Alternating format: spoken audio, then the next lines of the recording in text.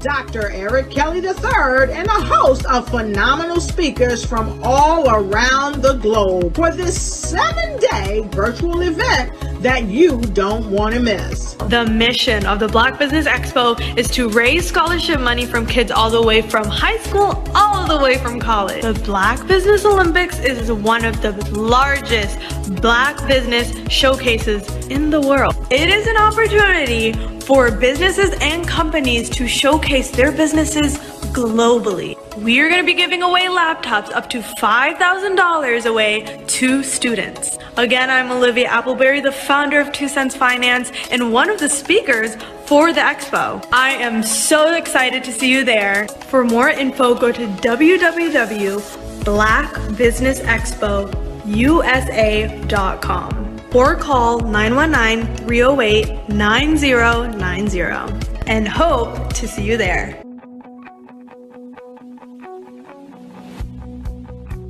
I am Black Business. From the moment I wake until the time I sleep. Yes, I am Black Business. I am Black Business. Tell me, are you Black Business? I am Black Business. Do you support Black businesses? Listen, I support Black business because I am Black Business. Black Business Expo, one of the largest business showcases in the history of Black business in the world. The world! Sign up today at www.blackbusinessexpousa.com or call 919-308-9090. I am Black Business. I am Black Business. From the moment I wake until the time I sleep, I am Black Business. I am Black Business. Are you Black Business?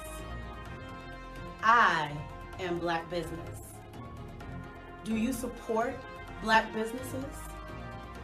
I support Black business because I am Black business. Black Business Expo, one of the largest business showcases in the history of Black America in North Carolina. Sign up today at www.blackbusinessexpousa.com or call 919-380-9090. I am Black Business. I am Black Business. From the moment I wake until the time I sleep, I am Black Business. I am Black Business. Are you Black Business? I am Black Business. Do you support Black businesses? I support Black business because I am Black business. Black Business Expo, one of the largest business showcases in the history of Black America in North Carolina. Sign up today at www.blackbusinessexpousa.com or call 919-380-9090. I am Black Business. I am Black Business. From the moment I wake until the time I sleep, I am Black business. I am Black business. Are you Black business? I am Black business. Do you support Black businesses? I support Black business because I am Black business. Black Business Expo, one of the largest business showcases in the history of Black America in North Carolina. Sign up today at www.blackbusinessexpousa.com or call 919-380-9090. I am Black business. I am Black business.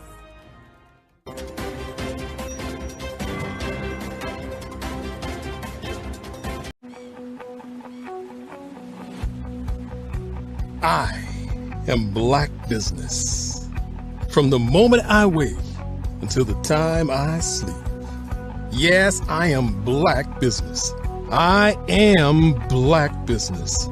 Tell me, are you Black business? I am Black business. Do you support Black businesses? Listen, I support Black business because I am Black business. Black Business Expo, one of the largest business showcases in the history of Black business in the world. The world! Sign up today at www.blackbusinessexpousa.com or call 919-308-9090. I am Black business.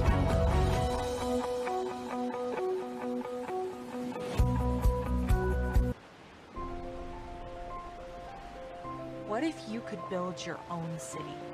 A place where every child can find nurturing people to help them achieve their full potential. A place where every adult can access job training support, where health education is abundant, where social justice ruled the land. A place without limitations. Welcome. You have arrived at STEM City USA. It is what every city should be. A safe and trusted community where you find people and resources to help you become everything you are and beyond. STEM City is unlike anything you have ever experienced. It is a digital twin of the world around you, only better. STEM City is about energy and soul renewal. It is more than a digital world. You can almost feel the power of live cultural events, music, and theater. STEM City promises a better future for children with caring mentors and hands-on activities with dedicated tutors to support our youth. STEM City is your passport to a healthy lifestyle with weekly events addressing our community's many issues. STEM City is your financial well-being with helpful information on wealth management, career advancement, job training, and so much more. STEM City is the community you deserve. It is the city where your dreams can come true. STEM City USA, a place in the sky that is accessible to all who reach for the stars.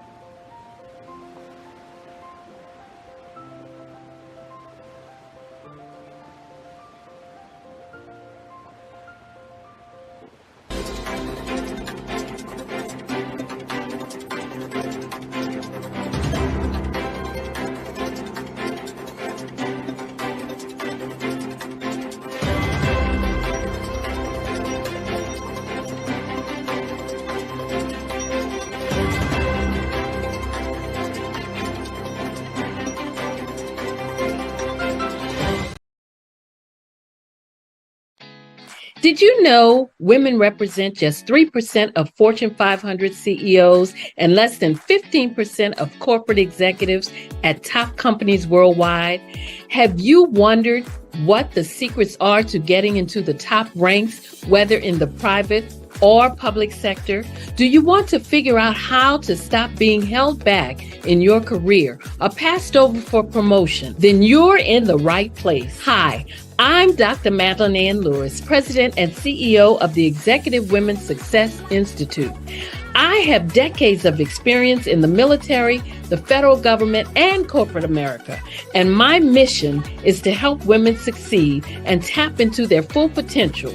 I want to reach 1 million+ women around the world to become the leaders they are meant to be.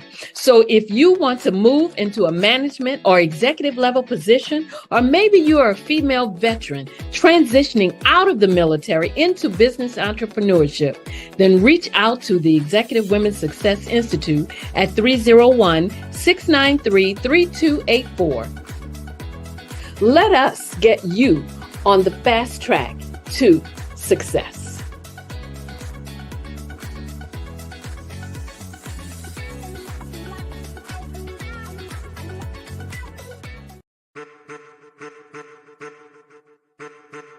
I am a child of the Most High God.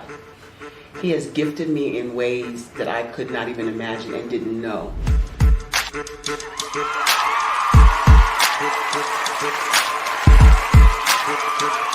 There was a time when I didn't know who I was. I listened to other people tell me who I should be, what I should do. I listened to people telling me that I should be a boutique owner, that I should be a construction manager, that I should be a laborer. Have you ever felt like you should do something else, be something else, go somewhere else, be wherever you wanted to be, and you felt like you were in a box? Anybody in the room? And you couldn't get out. Anybody in the room? And you kept trying to go and you couldn't get out. Anybody in the room? But let me tell you, you need to rock the box. Rock the box.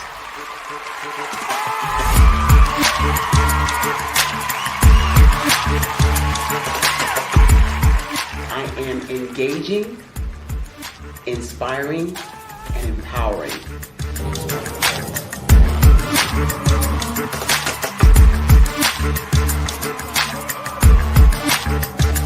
I would give you everything I know. Just by touching you, if I could, by osmosis, give you every single thing I've learned, I've gone through, I know I would. We know that's not possible, but as it is possible, I love to share information with people. Some of you out there, people have told you that you can't be, you can't have, you can't do. But I will tell you, like Kinston said, you can, you must, and you will. If it's to be, it's going to be me. You got to say it. If it's to be, it's going to be. If it's to be, it's going to be. If it's to be, it's going to be.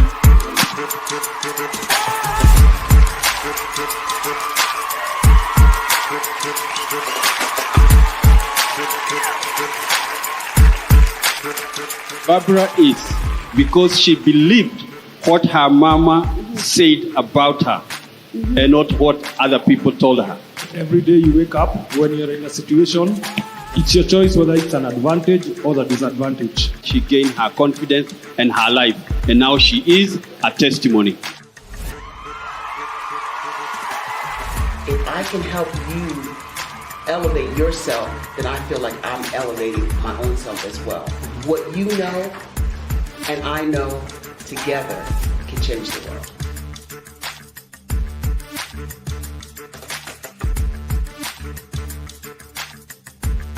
Are you a forward-thinking entrepreneur or business owner?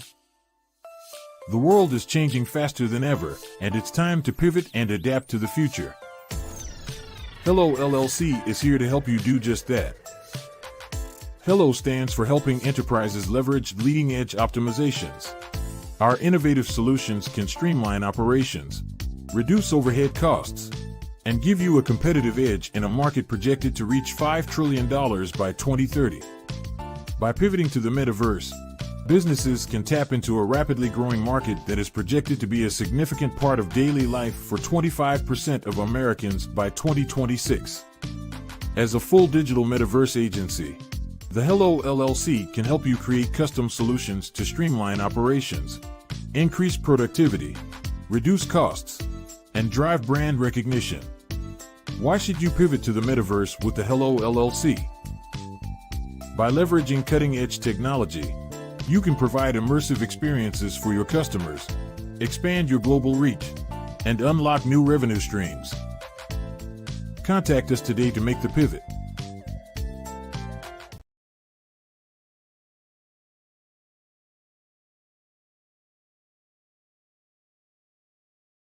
Absolutely. So our coaching program help people that have the lack of time, that lack strategies, and lack the confidence to go after their dream life. So we help them implement tools. We help them implement, I love to leave the inherited lack of finances or the education behind finances. But it wasn't until I lost my firstborn, my only son, that life changed for me. And where I was going after it all, living the corporate life, hit my 6-figure income, and living in my dream house with my dream man, driving my dream car. Wow. I nearly lost it all when I lost my son. And so I realized it only takes one financial catastrophe that can change your entire life. That's what made me start All New Beginnings. Because no matter what's going on in life, there's a new beginning. And because of that, we develop a program called Wise Minded. My little slogan is, don't just dream it, let's live it. If they want to connect with you or work with you, what is the best ways for them to be able to do that? Well, for my social media guru, you can connect with me on every single social media platform as Tanya T. Morris. I was born in a little village on the island of Haiti. Many deadly diseases pounded me. It is as if they were on a mission to end my existence on this earth. I refused to give up. In 1983, I left Haiti and came to the United States of America. And I came with $5, 2 shirts. I didn't speak in English. I came to Atlanta. I got a job. I was a doorman. I was a doorman with a dream. What I used to come on stage. I'd rehearse this moment that I'm standing in front of you. That's the power of a dream. Maybe today is the day you begin acting as if you already have it. And then step out with full force. Take a risk. No condition is permanent. Don't let your situation distract you. You are chosen. You are called. You are born for a purpose in this life. Artist to me is a creative expression of something from nothing. You know, it explodes onto the canvas, or it explodes on in my work. One of the things that I try to do more than anything is I try to just give the lines and the movements and emotions and expressions into what I do. Art really means to me a chance to express how I feel deep down inside. Most of my art begins as a thought that I might have, you know, whether it's sports, whether it's history, whether it's a woman or a man. It pretty much starts as an idea of thought before I get into the actual image of what I'm going to draw. I do a lot of historical pieces. I was a history minor in college, and I love to do history pieces. And a lot of times I'm thinking about history, and then I try to make that history impact you as you look at it. That's one of the reasons I do pictures so large. You know, people ask me, why do I do the pictures so big? And I tell them, I want the piece to impact them as they're looking at it, to kind of dominate them, dominate their space. And most of my pieces I try to do off page. I don't try to do anything that's going to be in those 4 corners or in a square. And I want your imagination to be a part of the piece that you're looking at.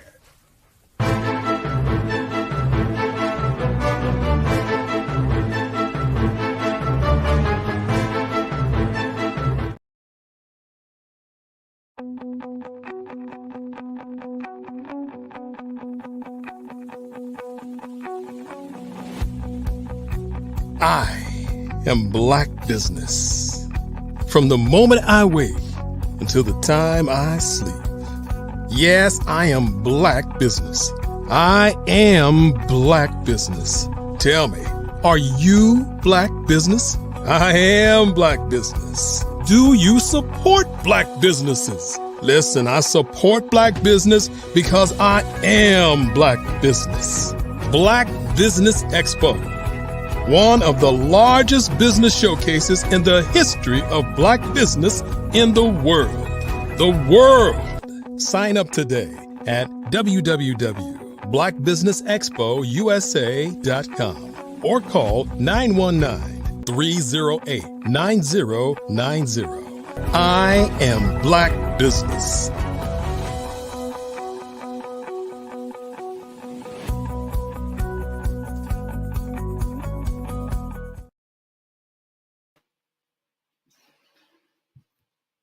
Good morning, business owners, entrepreneurs, thought leaders, and corporations, and welcome to the Black Business Network.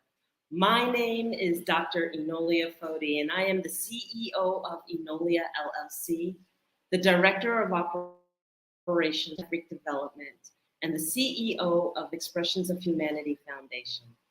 I am your business moderator for this morning on the Black Business Network. The Black Business Network is a 24-hour business network showcasing Black businesses, business owners, entrepreneurs, and thought leaders worldwide.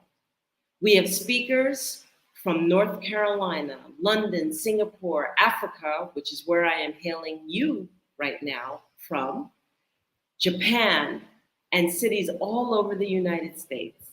The Black Business Network is a global community sharing its business knowledge to empower, inspire, and educate businesses about businesses. And your keynote speaker will be myself, Dr. Enolia Foti, as I will speak to you about a mindset. So let me tell you a little bit about myself. As Dr. Enolia Foti, I went to school, my bachelor's degree in mathematics at the University of Massachusetts, and my master's degree from Regis University, and my doctorate, earning 2 honorary doctorates for the work that I do in humanities as well as in welcoming peace into this world.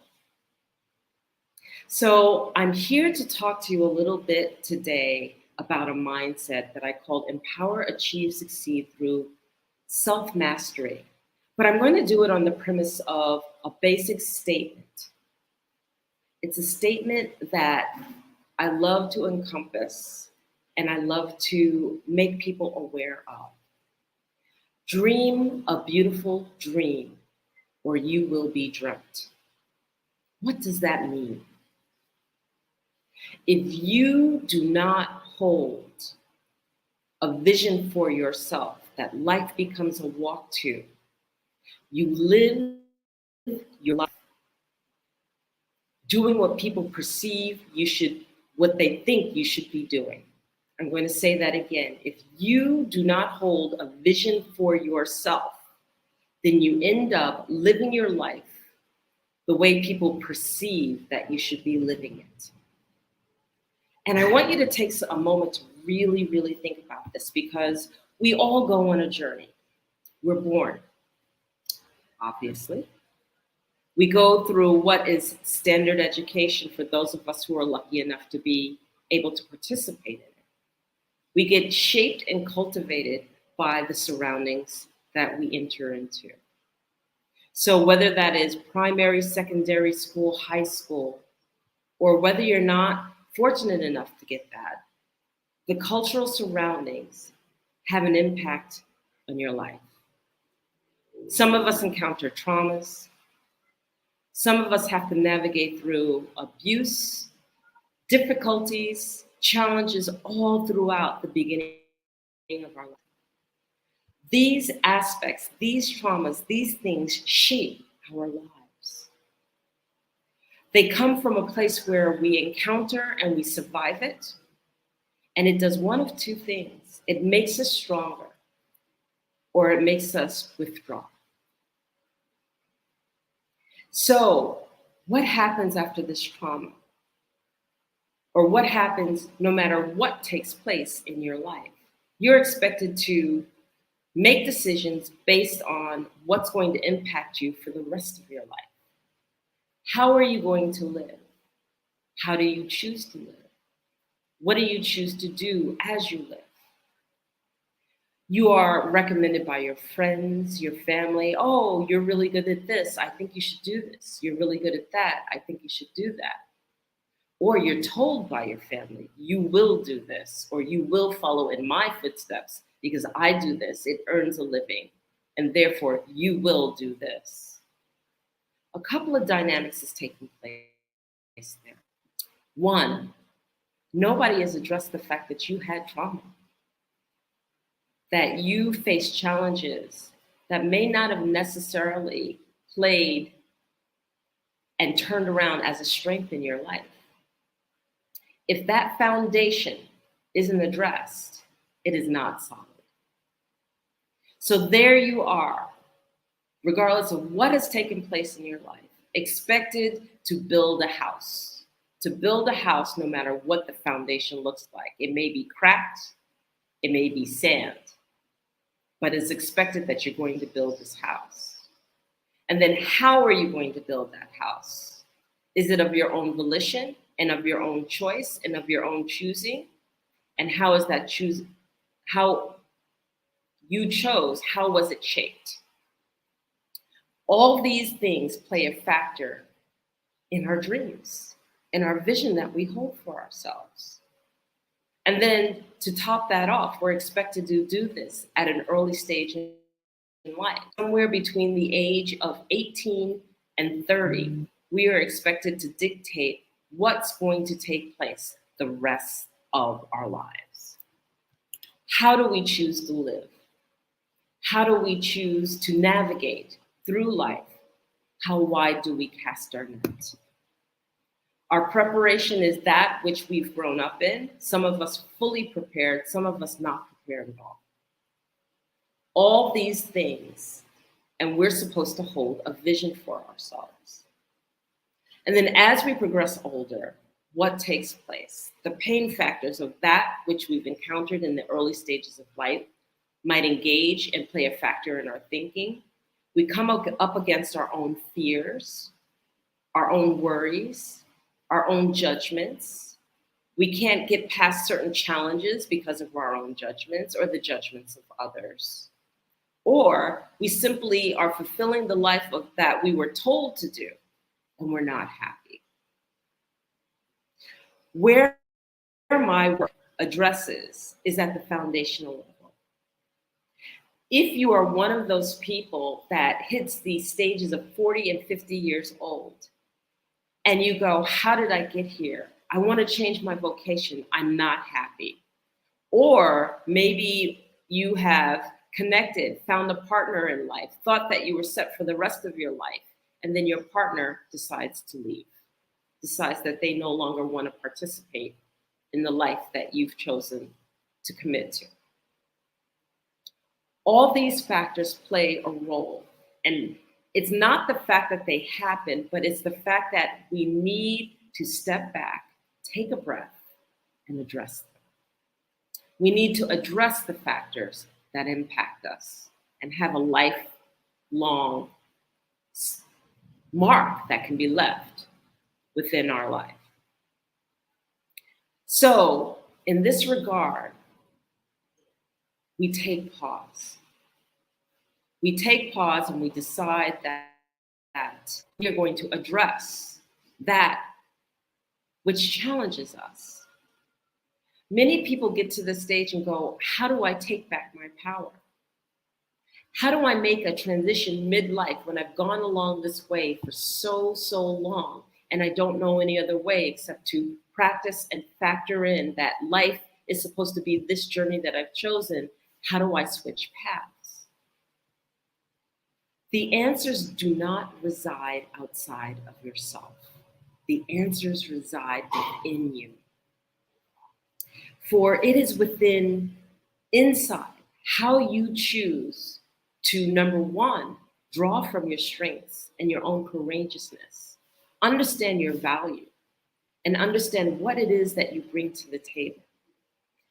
To accept the totality of yourself, meaning that to understand your weaknesses as well as understanding your strengths and to face them is how we're able to navigate through the short of what we want to do.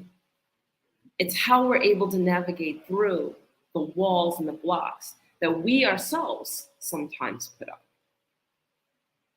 I work with a mindset. The mindset is called Empower, Achieve, Succeed through Self-Mastery.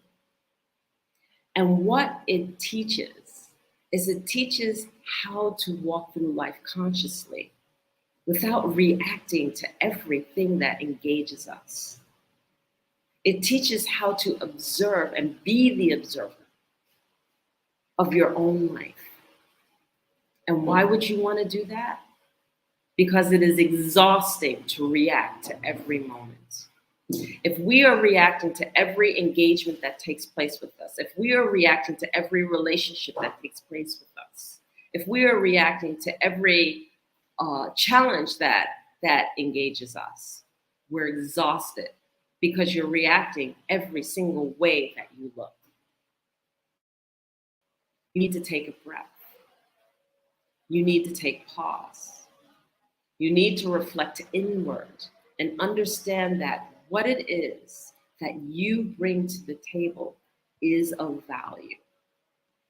You need to understand how you think, how you process information. And when you process information, how do you act upon that information?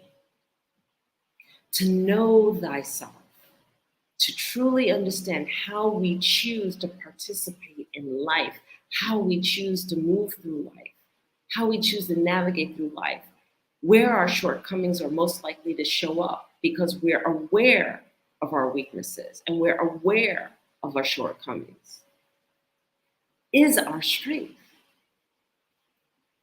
All of us have vulnerabilities. All of us have things that maybe we don't want others to know. But when you choose to expose that vulnerability and to show that vulnerability, the moment that you do that, it then becomes your strength. How does it become your strength? Look at it this way. If I know that I'm an angry person and I try to hide that anger all the time, and then somebody finally exposes, I know that you're an angry person. Having exposed it, then my response could be, well, I'm an angry person. And what's your point? That's something I've already accepted about myself. That's something I'm well aware of myself.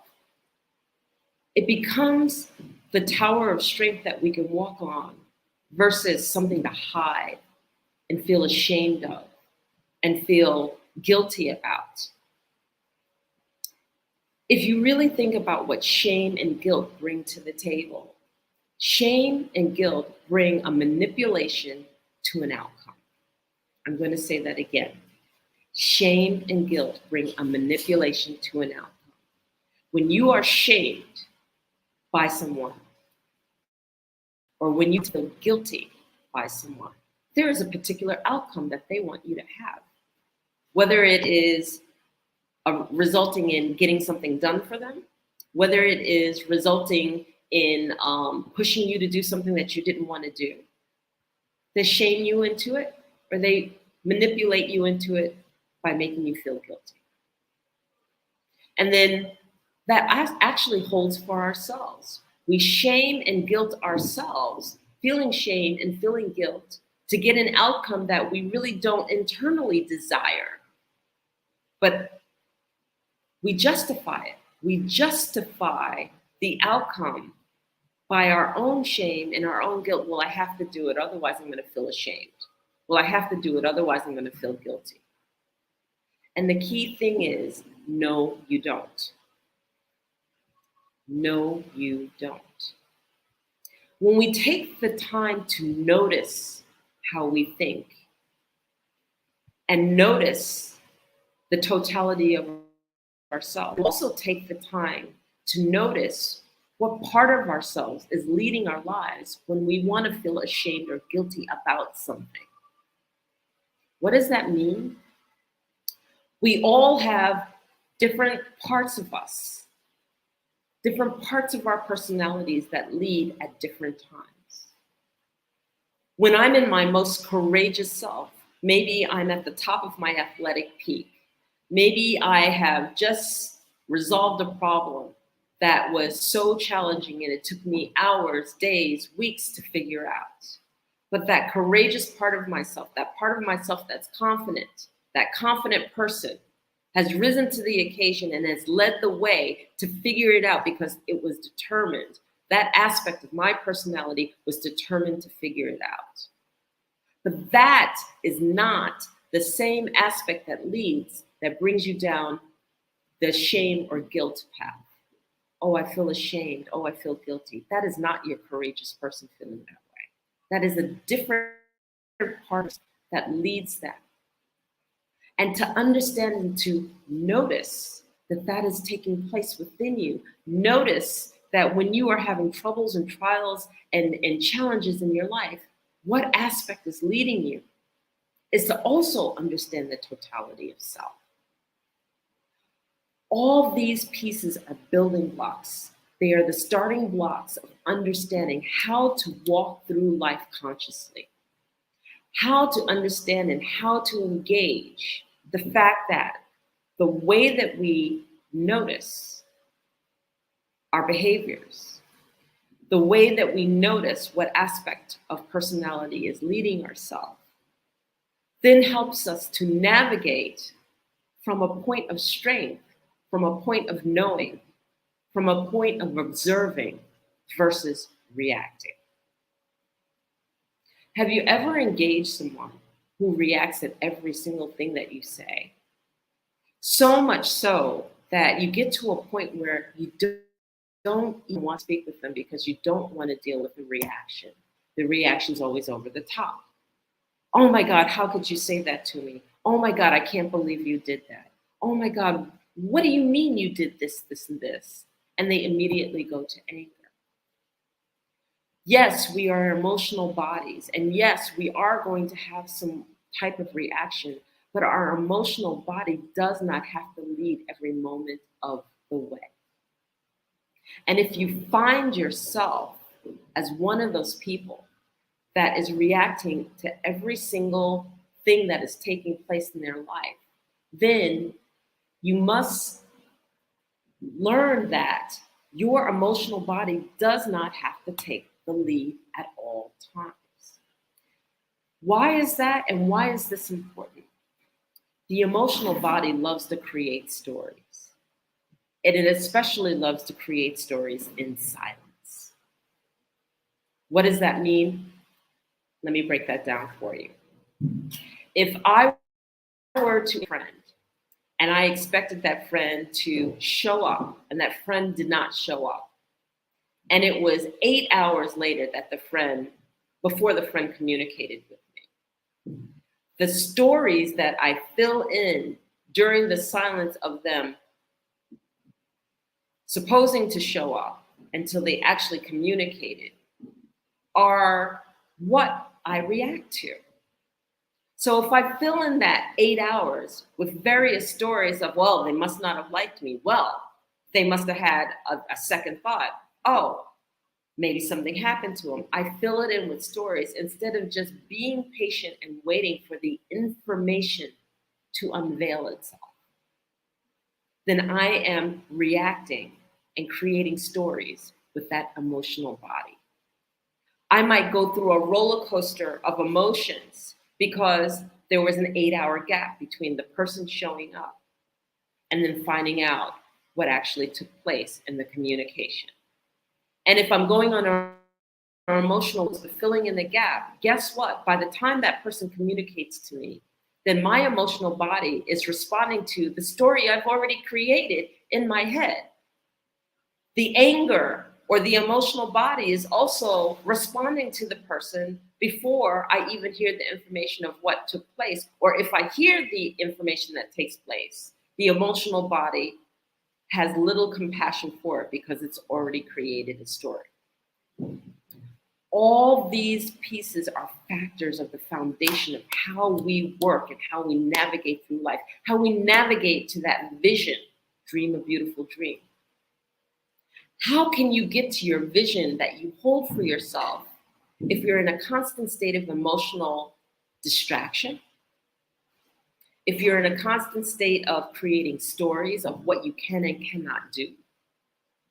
If you are in a constant state that basically says, I'm just going to walk to it, I'm just going to figure out how to get to it, but don't take the time to still yourself, to think, to understand what your strengths are, to know where your weaknesses are so that you know how to engage so that you can balance yourself out.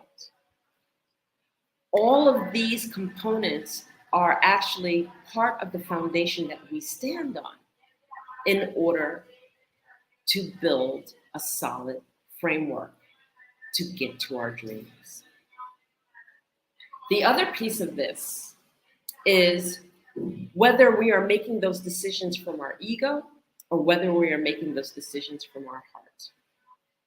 What is the difference between making a decision from your head versus making a decision from your heart? You see, because the head, our brain, right hemisphere, left hemisphere, that's automatic duality. There's two parts to our head. And so there always is going to be a duality in everything that we think of when it comes from our head.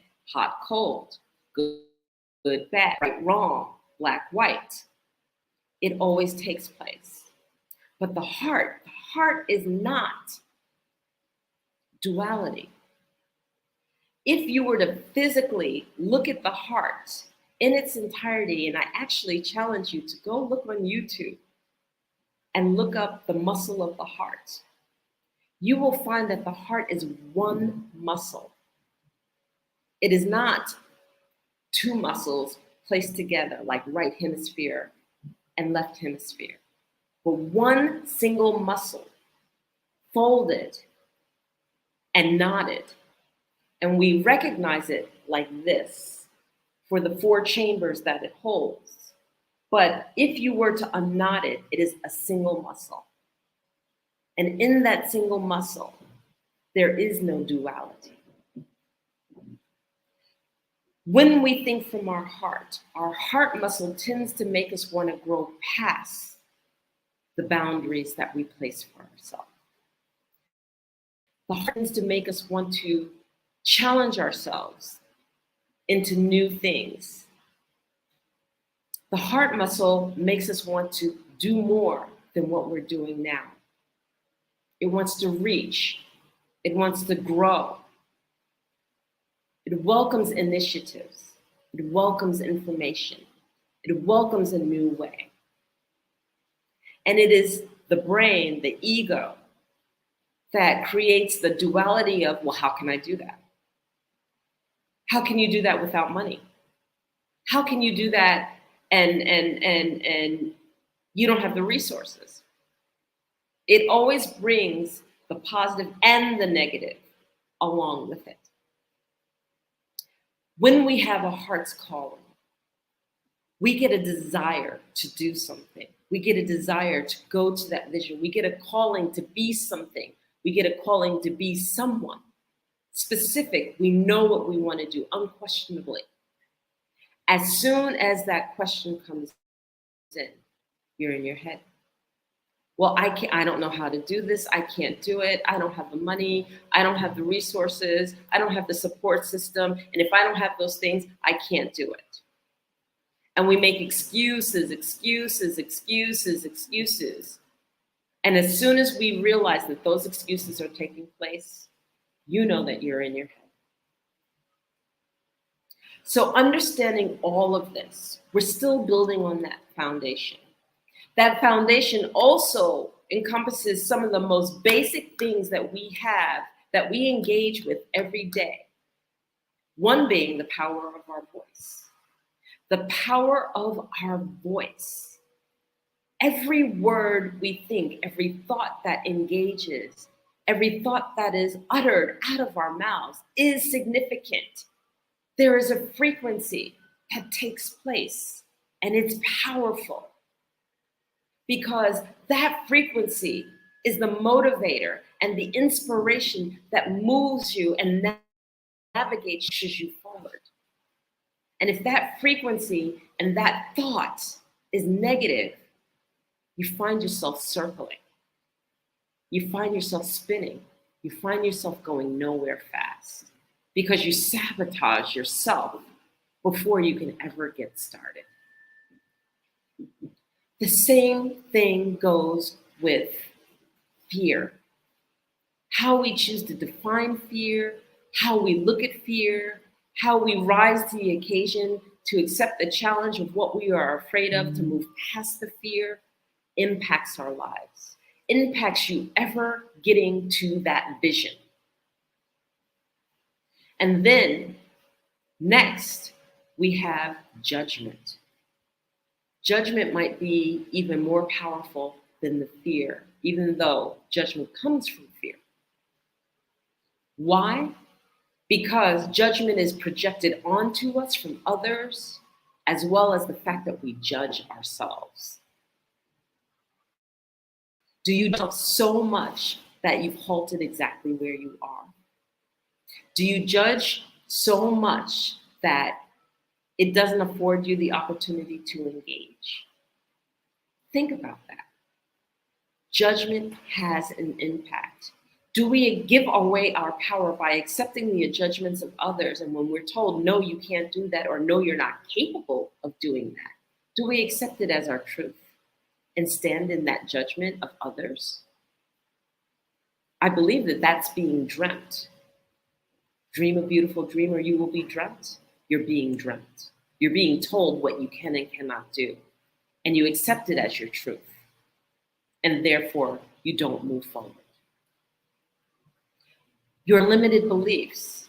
I talked about in the beginning how we actually are cultivated, how we are raised, what we go through and what we experience in the early parts of our life does play a role in how we choose to move forward through life.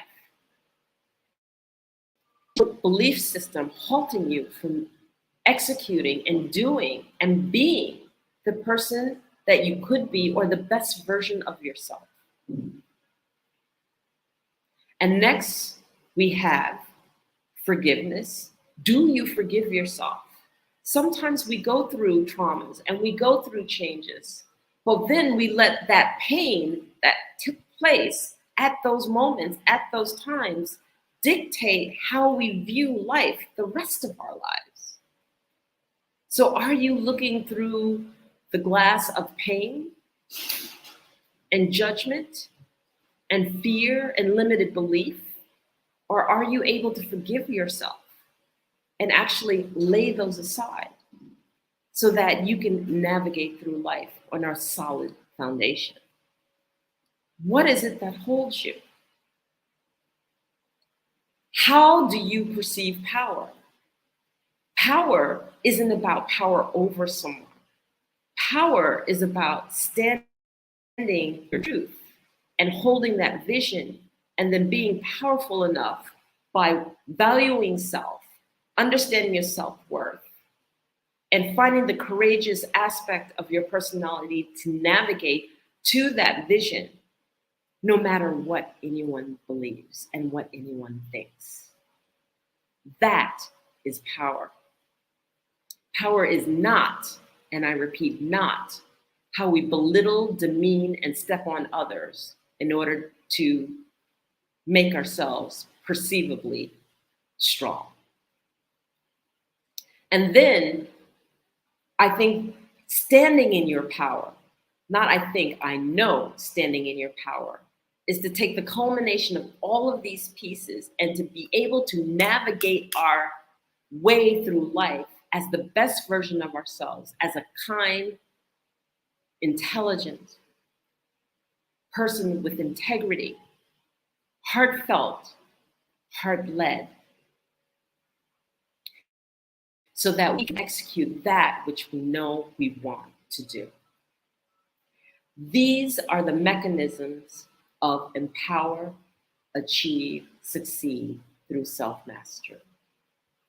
My masterclass, a 10-week course that will help you not only embrace a mindset to establish a strong foundation, but it will help you navigate through business and through life. Because it's not about what is outside of yourself, but it's about how you shine through the roles that you play and the being that you are. So I subscribe to you.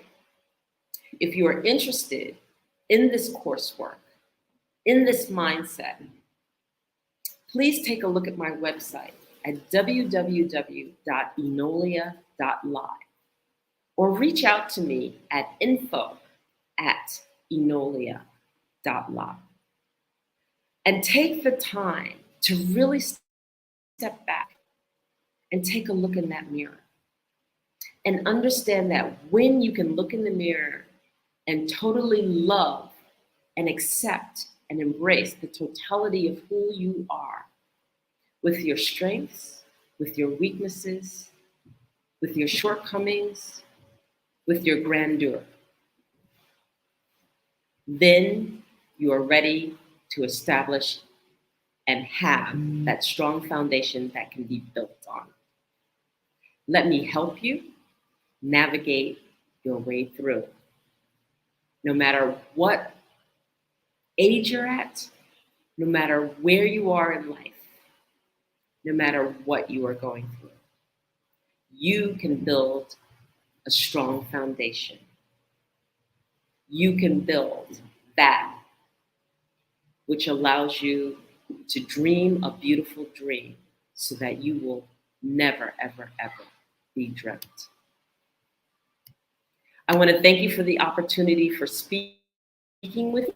I truly appreciate it.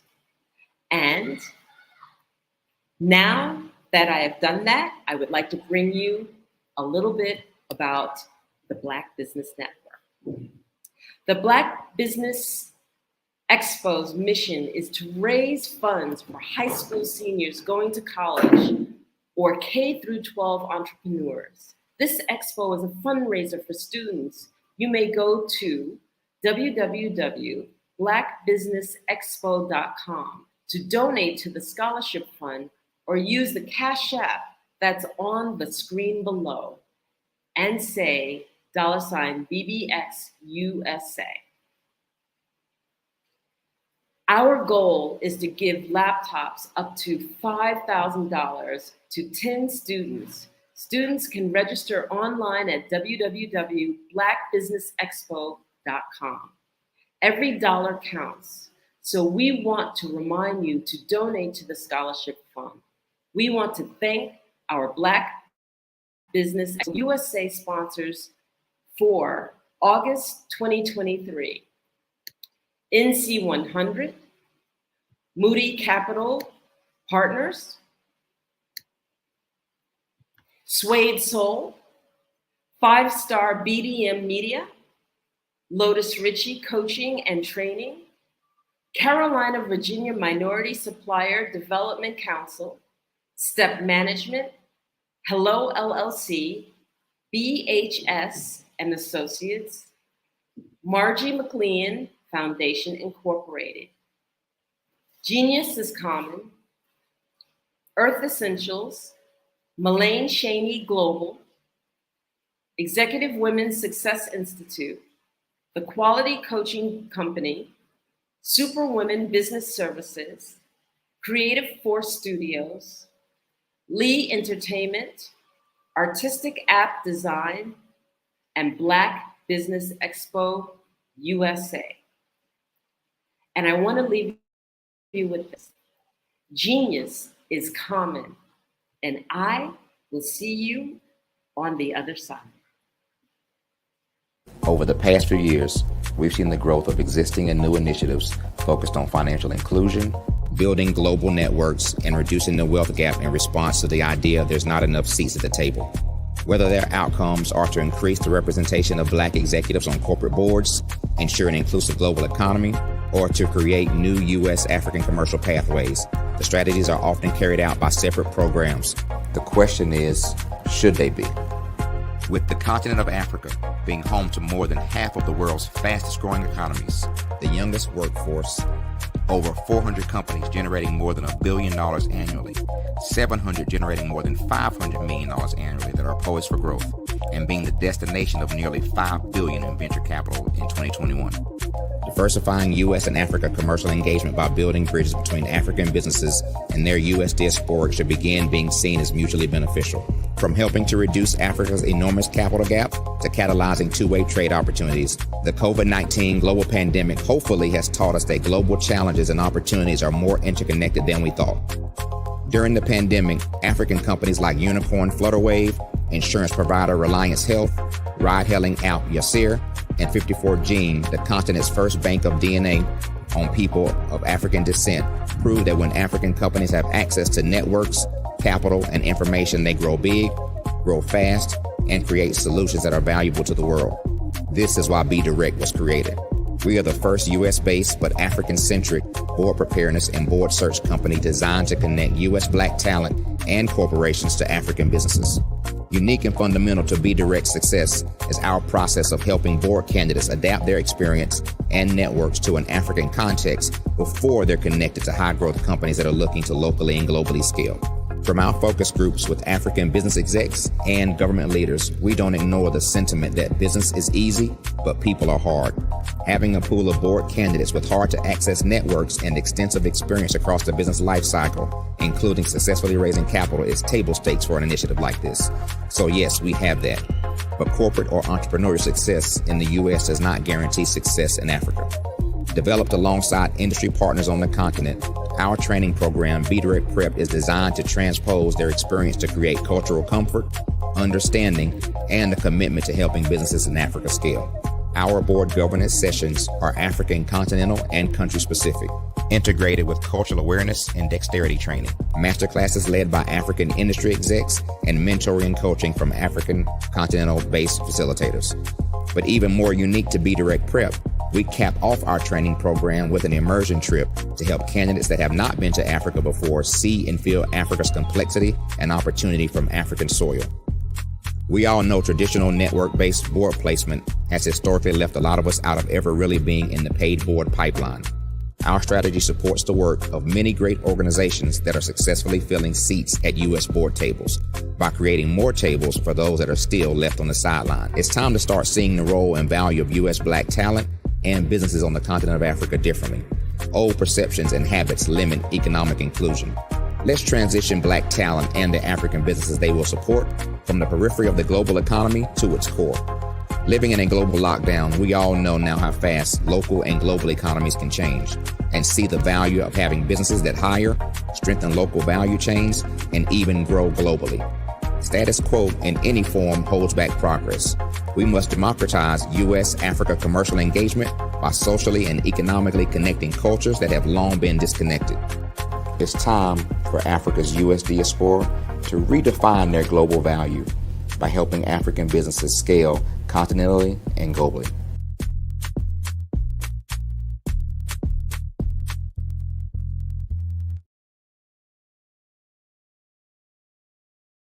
I'm Ramon Ray, founder of Smart Hustle Magazine and smallbiztechnology.com.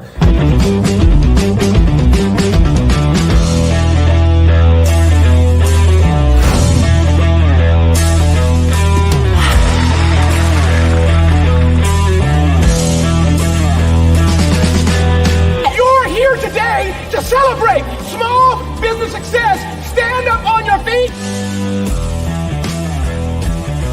You rocked the house. It was amazing. Didn't we learn? For me, success comes from failure. One thing not to do is shake somebody's hand like this.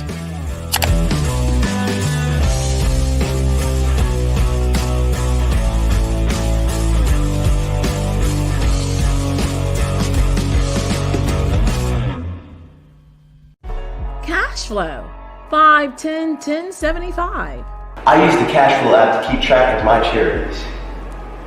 Cashflow 5-10-10-75 helps you manage expenses, helps keep track of charitable giving, helps you save your money.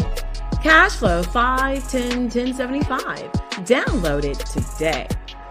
Cashflow 5-10-10-75 would like to wish the Cyber Bears good luck in this year's first robotics competition.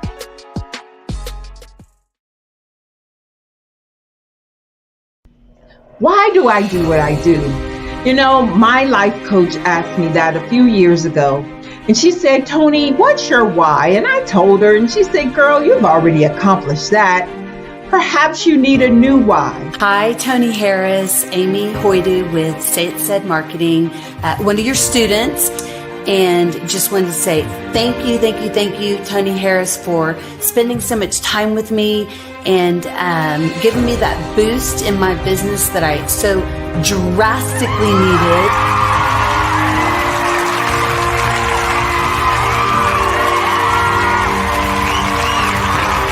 My why is to touch, move, and inspire my clients to take drastic steps to be better than they were before they met me.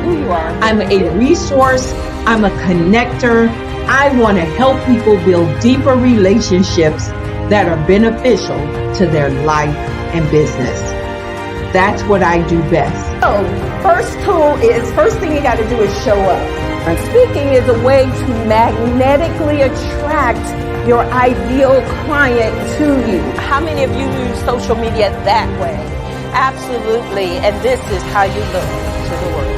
Drastic steps are the steps that are needed to be successful. And my business is drastic denotes a mindset. Getting out of your comfort zone.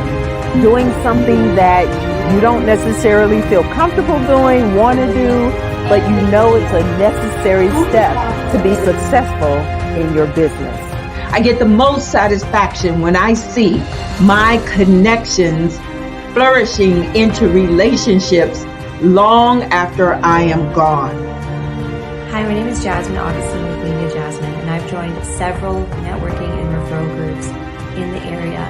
And Network in Action Northeast Houston with Tony Harris Taylor is one of the best organizations that I've joined. I love that piece of what I do, and it is what fuels my fire.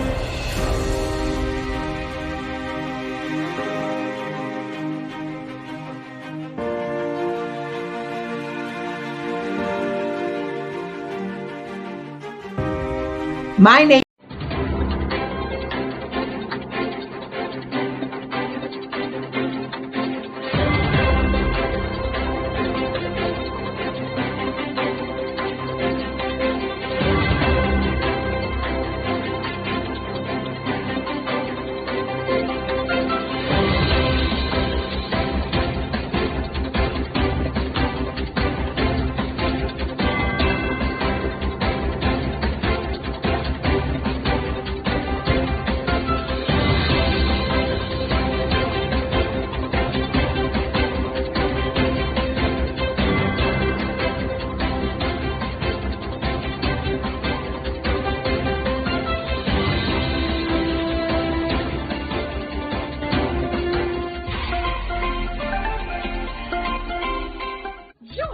Dr. Eric Kelly III and a host of phenomenal speakers from all around the globe for this 7-day virtual event that you don't want to miss.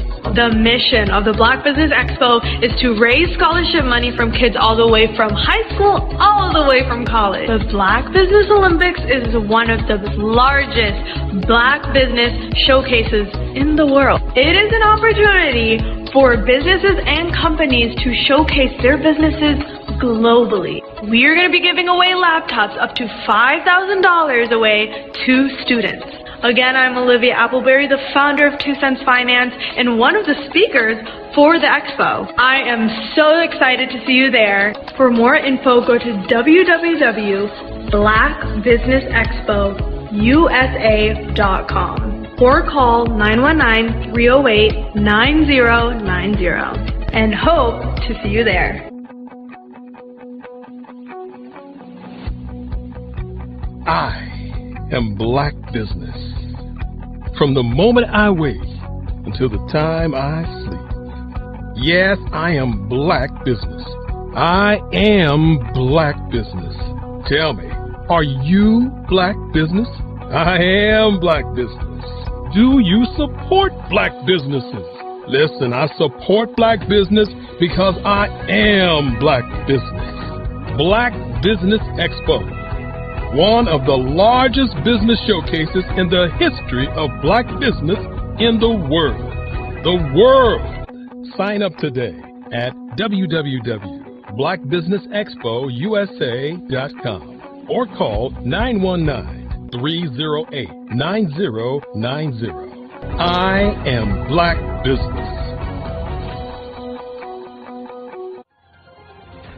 I am Black Business. From the moment I wake until the time I sleep, I am Black Business.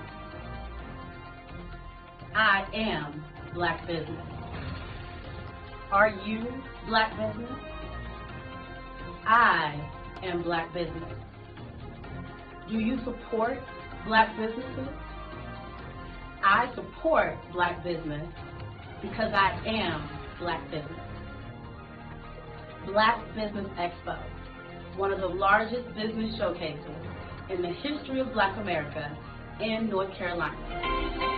Join Dr. Eric Kelly III and a host of phenomenal speakers from all around the globe for this 7-day virtual event that you don't want to miss.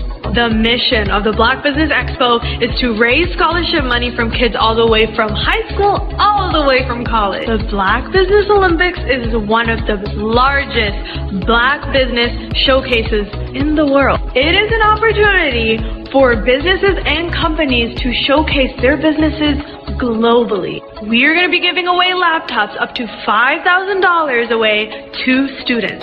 Again, I'm Olivia Appleberry, the founder of 2 Cents Finance and one of the speakers for the expo. I am so excited to see you there. For more info, go to www.blackbusinessexpousa.com or call 919-308-9090 and hope to see you there.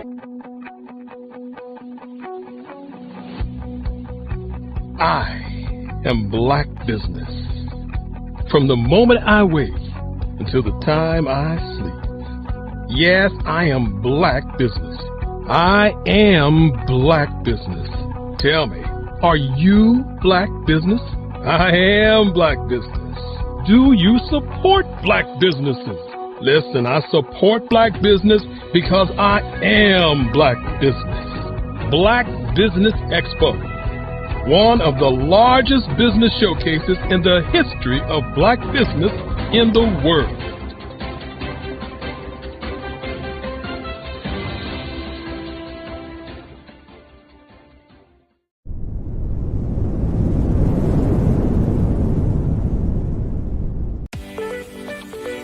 You are in the right place at the right time.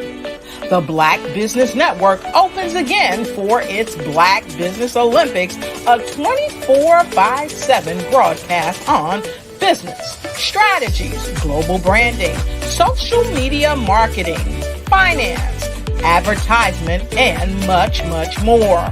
Featuring the top, most powerful entrepreneurs and speakers and thought leaders from all around the world as they gather together for this phenomenal event.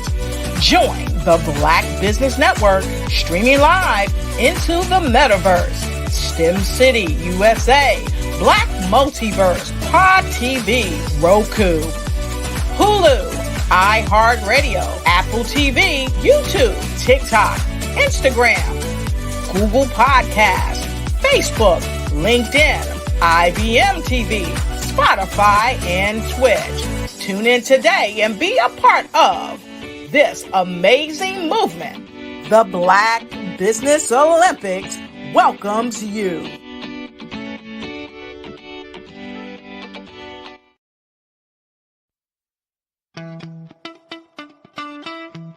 How many many times have you been asked to help someone you didn't even know? A student, a business entrepreneur? Or did you ever even ask, where did they end up?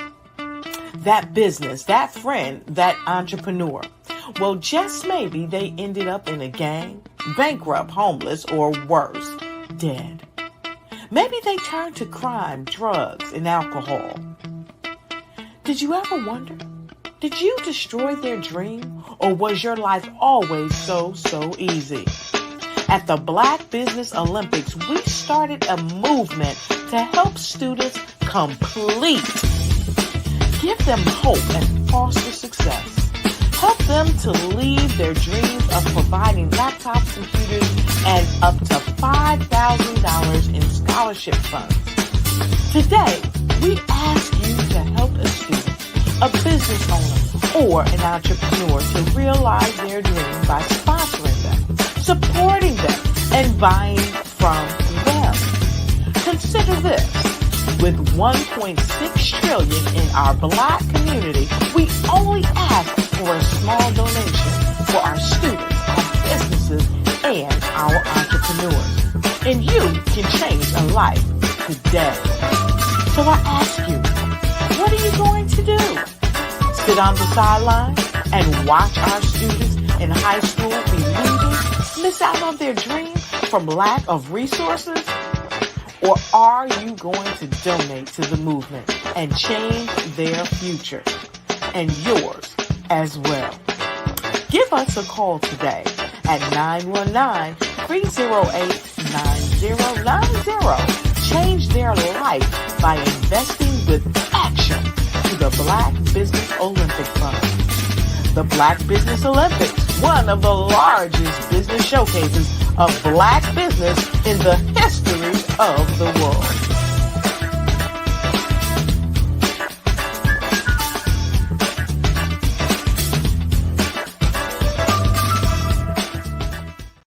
Hello, I am Dr. Eric Kelly III, the visionary strategist and founder of the Black Business Olympics. I invite you to showcase your Black-owned businesses on the Black Business Network global stage.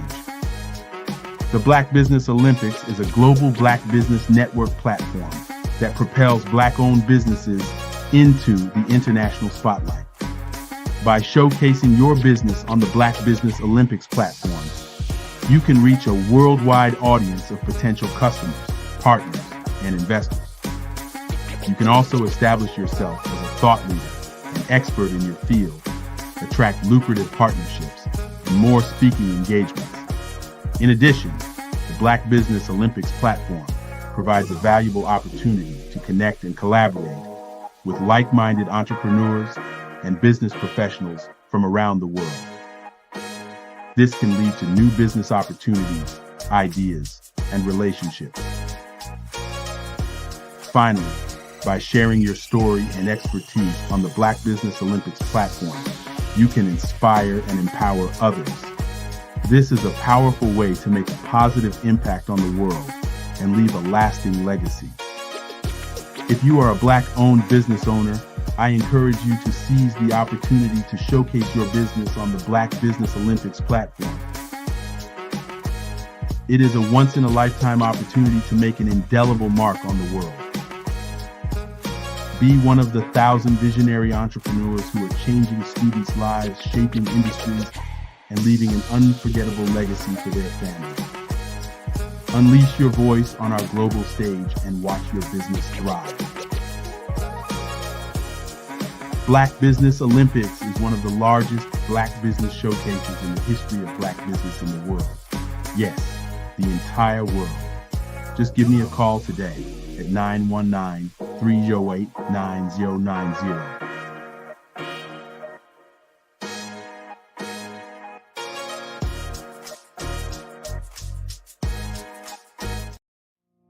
Did you know that approximately 333.34 million businesses exist today, according to a report from 2021? And you may be one of those businesses, or maybe you're not in the business market yet, but you're aspiring to be a business owner. Well, guess what? you're in the right place at the right time. Because let's face it, everything is about timing and opportunity. Hi, my name is Dr. Lotus Richey, and I'm the CEO and founder of the Lotus Richey Coaching and Consulting LLC, along with the Lotus Richey Ignite Show. 15 minutes of success with Dr. Lotus Richey, as well as books to boom your business and bring who you are.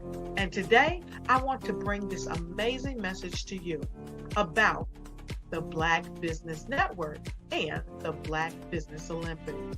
See, the Black Business Network and the Black Business Olympics is designed to help people just like you, that's right, that look like me, to take their business to the next level. Not just in your front yard or your backyard, but globally. The Black Business Network and Black Business Olympics is designed not to just help you survive, but to help you thrive. So join us today as we come together with businesses all around the world to support our students, our children, our young teens, our young entrepreneurs. What we do is we come together to help raise funds for students who are aspiring to be business entrepreneurs, who are aspiring and who are thriving in college. We endow them with a wonderful opportunity to gain scholarship of either a laptop or several thousands of dollars. And we invite you to help be a contributor to this amazing opportunity to help someone that looks just like you. So join us today at our website and let us connect with you and help you ignite and take flight in every area of your life on the Black Business Network and the Black Business Olympics. I'll see you on the other side.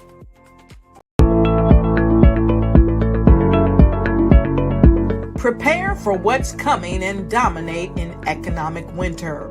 Stand strong and thrive by showcasing your great products and services globally through the Black Business Network and Black Business Olympics.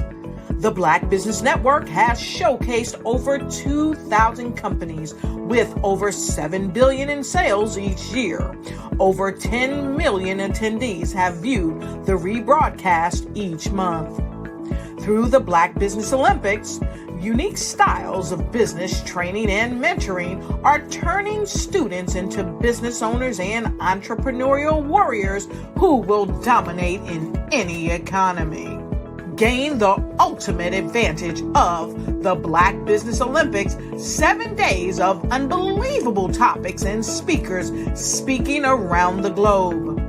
Donate your time and experience to provide expertise and scholarships to students worldwide and change the world.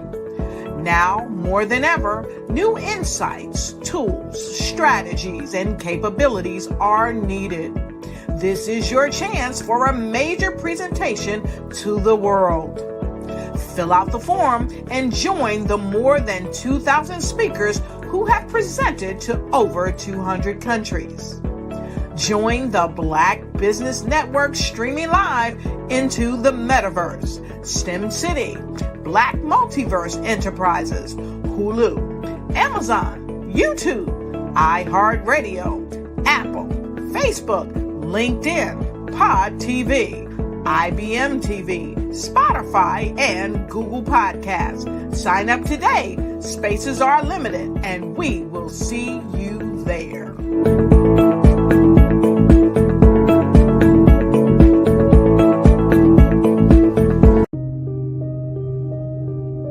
The Black Business Expo is changing my life.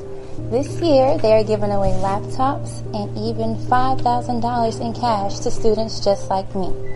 I'm Alexis, and I want to go to college to fulfill my dream of becoming an entrepreneur. Help the Black Business Expo going to www.blackbusinessexpousa.com and also becoming a vendor, a sponsor, or donating.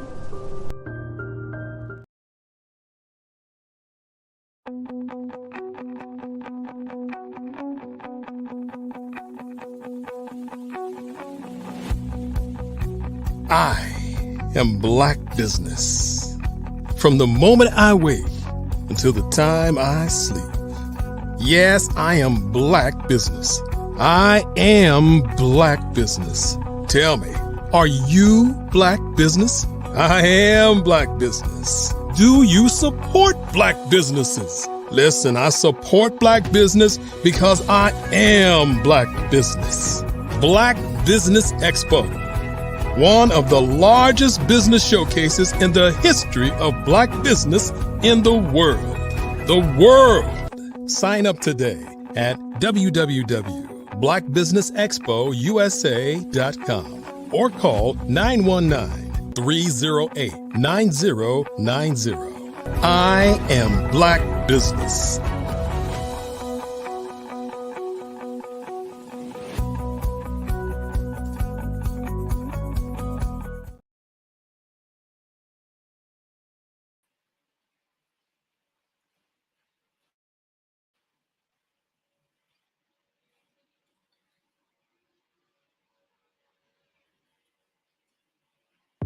The Black Business Network and Black Business Olympics are essential platforms for Black business owners globally.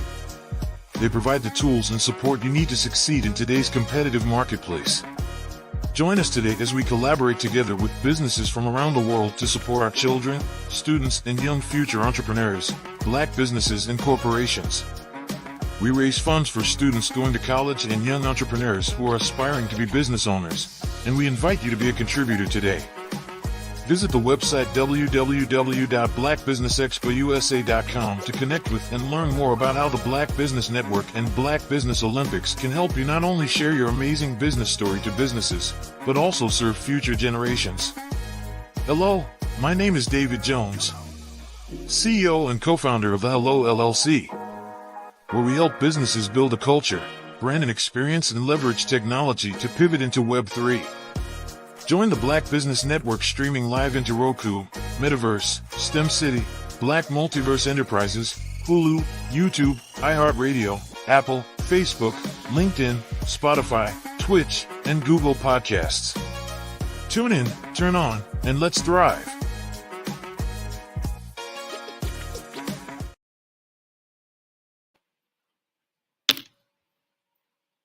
Good morning, business owners, entrepreneurs, thought leaders, and corporations, and welcome to the Black Business Network.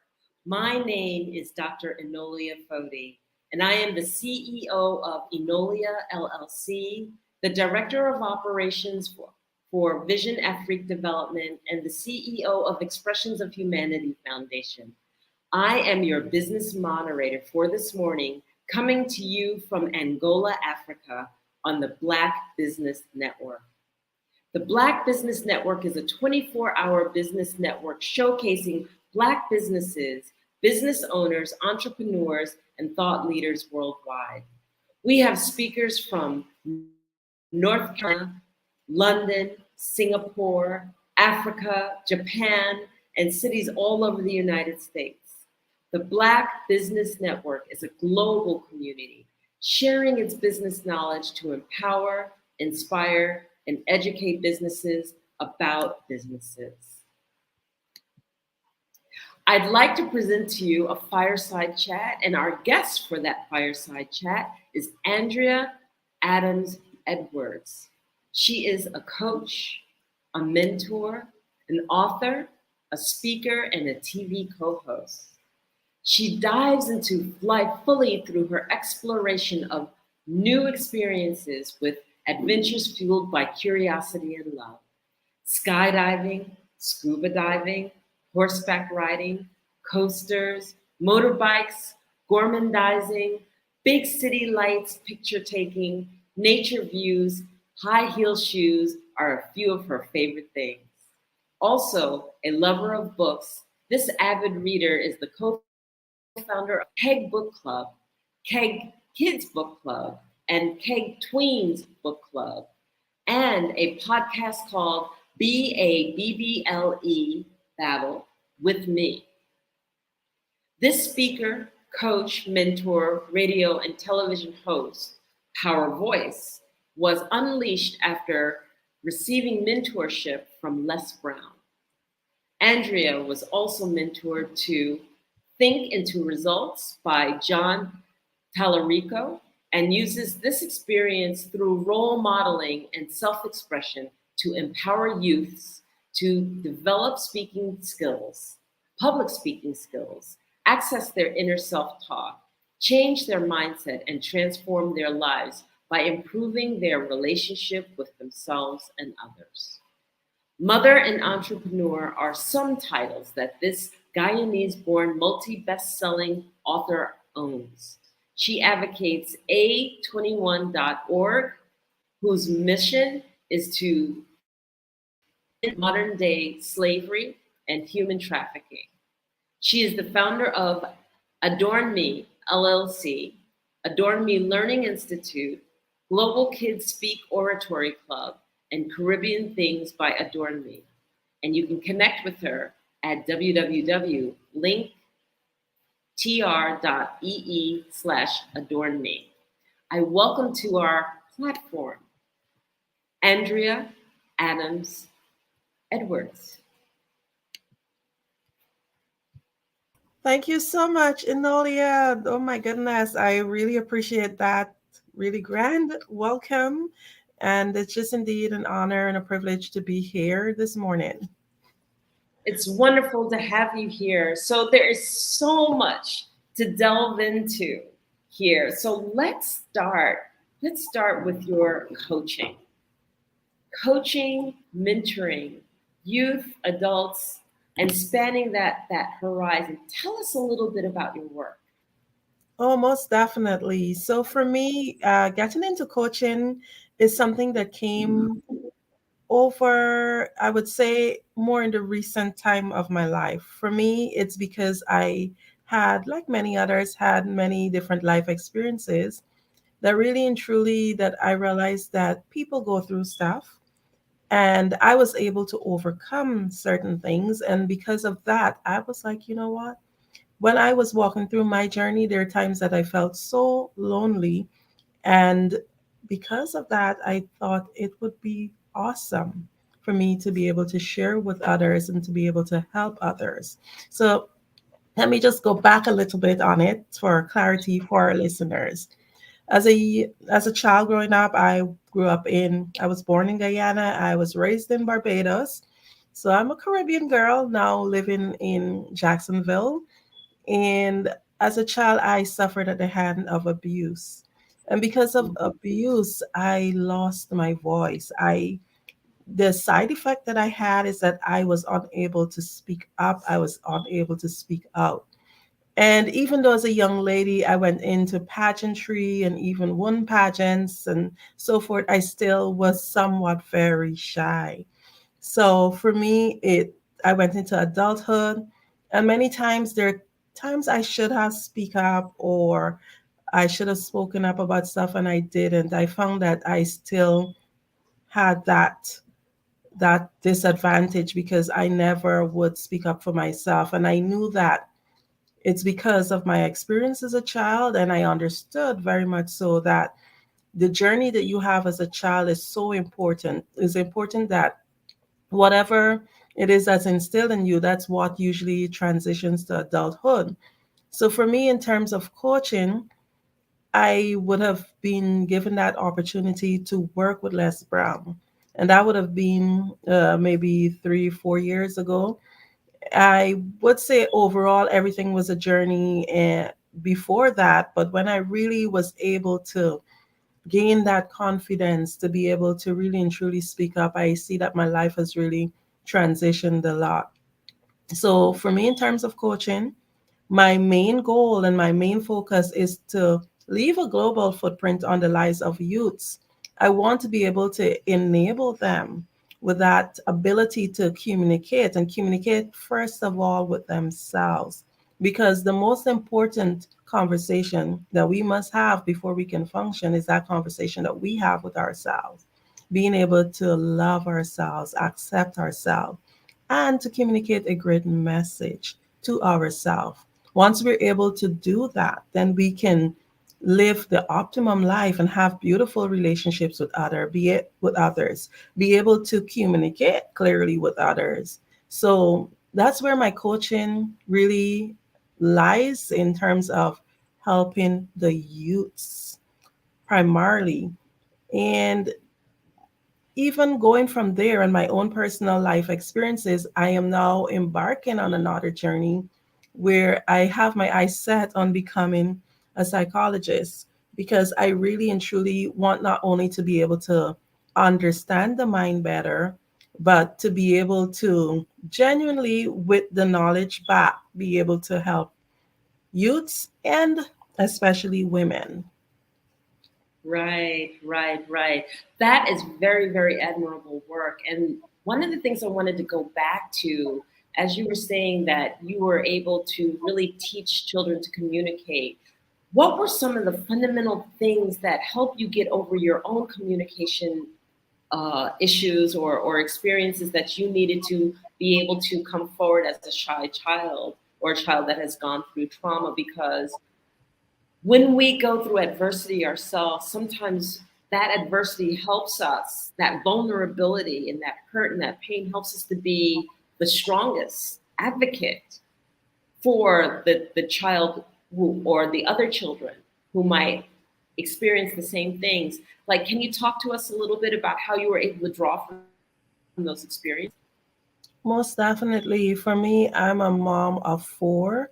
I definitely would not have wanted my kids to develop the same traits in terms of not being able to speak up, not understanding the importance of representing themselves. So for me, that was one of my strongest drives, ensuring that I teach my children and I help them to get the gift of speech. And most of all, for me, I would have spent my life, what I would say, as a avid learner. I always had the hunger to learn. But for me, in terms of where I came from, third world country, and the economic resources my family had, I wanted to get a degree and do further education and so forth. I was not given that privilege because of where I came from.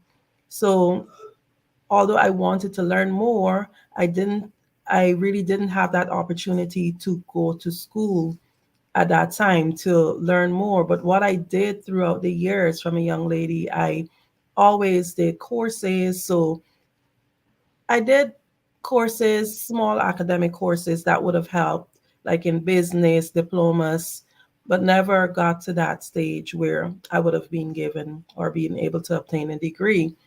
But I always had a hunger to develop myself. But how I was really able to get over that stage, it would have been maybe around the start of the pandemic. I was invited by a friend to be what you would call like a support for her, and it was for a program called, oh my goodness, a Healthy Thoughts Challenge. And for me, I never really understood. I thought what I was doing was really personal development all my life, but I never understood that just doing a course was not necessarily personal development. There's a big difference between having that mind shift when you do a real personal development course. So when I did that Healthy Thoughts Challenge, I was like, oh, yes, I'm supporting you on this as a friend. But for me, I just thought that my mindset was already great. I was like, I don't have bad thoughts. I don't cuss in my head, etc., etc. I thought that, I had it all down pat. But when I did that challenge, I realized that my thoughts that I had in my head about myself was definitely not healthy. I was literally self sabotaging myself in so many areas, not thinking I'm good enough. Oh, you don't have a degree, or you don't have this, or you don't have that. I literally recognize that self development is really different than doing an academic course. And from there, it changed.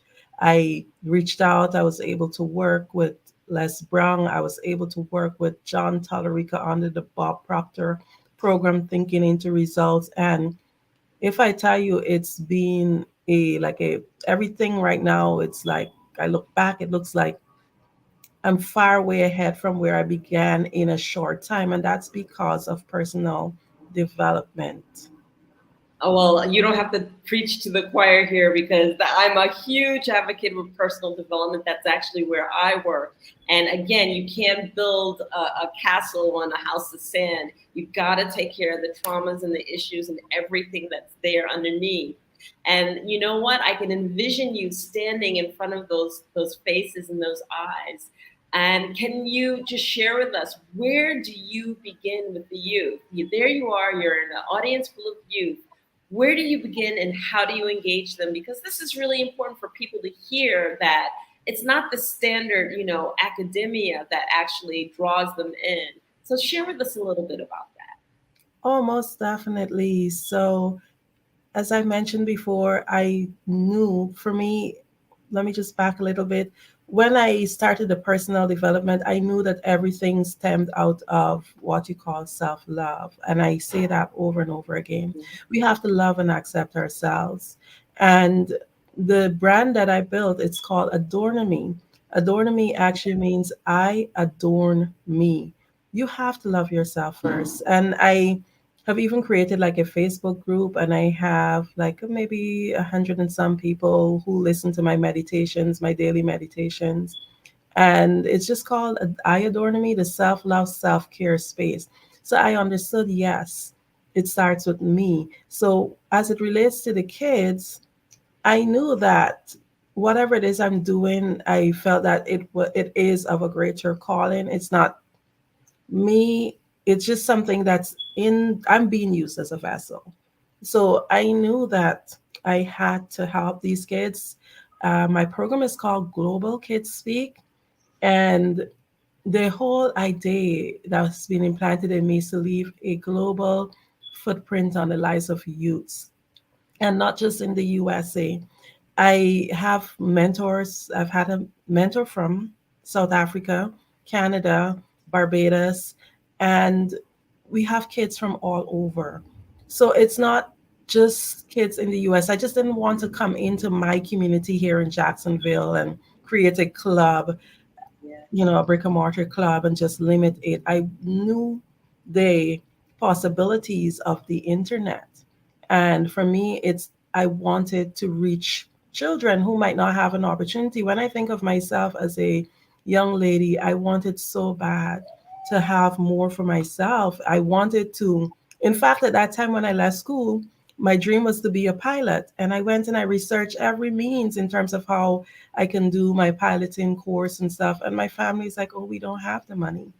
And of course, I was from a broken home, and I can understand living with aunts and uncles and stuff.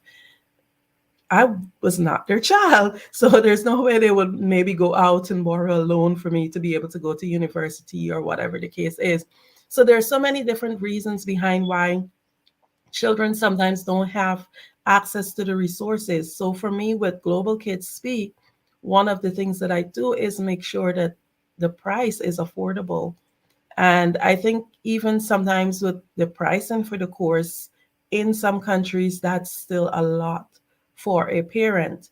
But one of the ways I actually counteract that is by creating scholarships. Come January, I actually have 30 children who will be on who are not paying.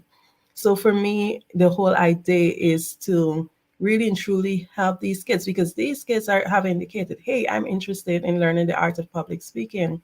So for me is to be able to help them. I have kids, especially even in the US and overseas, who are coming on scholarships. So I have some that are paid, some that are not paid. So for me, the dream is really and truly is to give them that opportunity, because the possibilities of developing the skills of public speaking, it really and truly helps a lot with college and even going on to jobs and just generally helping to learn the art of communicating. And there's so many benefits, because in our program they have to learn how to write, and they learn the importance of making a first impression and understanding that first 7 seconds count. People, knowingly or unknowingly, they judge you within the first 7 seconds that they have seen you. And the kids that go through my program, they understand that. And they're able to work with mentors who have been trained by Toastmasters International, who have been trained by Les Brown, and they're actually being given tools that they can use. My kids, I've seen children come in on the program who would not even say good afternoon, and with confidence, and now they're very confident, and their parents are giving really great feedback. Actually, come 10th January, this is the start of our third year, and I intend to have the program grow, because my intention is to not only have one class per week at a specific time. I intend to have staggered classes, because I've had people from South Africa that would have asked in their time zone 6:30 in p.m. It's really and truly too late for a child to join the class for them. I think that would be maybe 12:30 or 1:30 their time. So there are so many things in the pipeline for Global Kids Speak, and I'm really excited about it. That's absolutely wonderful. And I'm a huge advocate as a speaker myself, and understanding that when a youth finds that they can use their voice and that they actually are listened to, because a lot of times, what do we have? Those old adages, children are to be seen but not heard, and things like that, that just shuts everything down. It's imperative for them to be able to understand that what they say is invaluable. So I really applaud that, which is a perfect segue into telling us a little bit more about your books, because you can't do the speaking without the reading and the writing. And the reading is so important in terms of captivating the heart, motivating, inspiring. Tell us a little bit about your books. Certainly, this is exciting. So, my very first book, oh my goodness, as a child, I always remember saying, hey, one day I'm going to write me my book. I'm going to write my own book. But even in saying that, I don't know if I really had that belief 100%, being in Guyana and the exposure in just being a third world country. So I just always thought, well, hey, this stuff like this happens in America, in the US. So I really and truly feel so touched that I'm a best-selling author 3 times. My first book would have been with a Guyanese author. She had a series called Women Across Borders, and that would have been her third series when she invited me to write. And I was like, ooh, I mean, yes, I did think about writing as a child, but I don't know. So I went ahead, took the plunge, and that one was called Women Across Borders Soaring to Greater Heights. And that was the first time I actually spoke up about my abuse as a child. I was so scared. I can remember when it was published, because I didn't tell family members about my experience. And it was something that I kept within me. I've never had any official counseling or anything about it. I've spoken to my pastor many years ago, but to go in depth in terms of any kind of therapy or anything like that for it, I've never done that. Most of my healing came from just being in church and praying and forgiving and stuff like that. So when I wrote a chapter, it was an anthology. When I wrote my chapter in that book, it was so scary for me, because it was the first time publicly I was saying anything about it. But it really brought me a lot of relief and release. And my second book would be another anthology, would have been Her Story. This is with the wonderful Caroline Wilson. She also approached me. We would have met when we did the Power Voice program with Les Brown. And Okay. she approached me about writing. I was like, hmm, here again, I have to think about it. She said, don't think about it, just do it. So I did. And my chapter in that book would have been called Persevere with Elsa. It would have been just highlighting a period in my life. I would have mentioned earlier that I did things for growth along the way. So I was developing, yes, along the way without even knowing that how much I was growing. So that period of my life, it would have been when I had a job. I was working at this really beautiful company in Barbados, Colombian Emeralds International, duty free Caribbean. And I was a sales associate doing pretty well. And I had a job at Sandy Lane Hotel. That is like the prestigious, luxurious hotel of maybe the entire Caribbean or one of them. That's where all the celebrities stay. So for me, the jewelry that they sold there at that time was high-end jewelry. You could have a piece of jewelry for 100 and something thousand US dollars, etc. Uh-huh. So it was very prestigious and I loved it. So when they told me, hey, we're moving you because you do so well, we're moving you to become an administrator for a location. I was like, I didn't want that because I would not have my commission anymore. But anyway, I was forced to take that post. It wasn't an option. And I had started studying accounting because at that time I wanted to become a chartered accountant. And I was applying for positions within the company and not getting it. And I remember one day I was like, no, I've shown so much growth from the time I started with this company because I worked for that company for almost 10 years. And I've shown so much growth from the time I started working with the company to where I was at that time. There's no way that I should not be given an opportunity. And I asked to speak with the regional HR manager. And I was just showing the power of speaking up because I was so afraid to speak up. Again, that haunted me, that inability to really represent myself. So I just highlighted that in the second book. The third book would have been with Les Brown and John Tallarico, and that's Greatness in Me. And in that book, I just spoke mainly about my chapter was called Adorn Me. Again, I adorn me to adorn yourself. And I just spoke mainly about my journey of trying to understand or getting to that point of understanding the importance of loving me, the importance of adorning me. So it's basically self-love and just encouraging others to understand the journey to self-love and self-acceptance. So that's pretty exciting. So beautiful. And then I want to just get a little bit in before our show ends about your TV hosting. Talk to us a little bit about your radio. Oh, most definitely. So I am not doing that anymore. I think maybe it might have been May or June would have been the last time I would have done that. But I was hosting for about a year and a half with Destiny Unleashed. That's with the wonderful Kelly Worrell and Valbert Bryan. They were both students of Les Brown, and Kelly has like a really great vision in terms of that TV show, and she invited me and Valbert to co-host with her.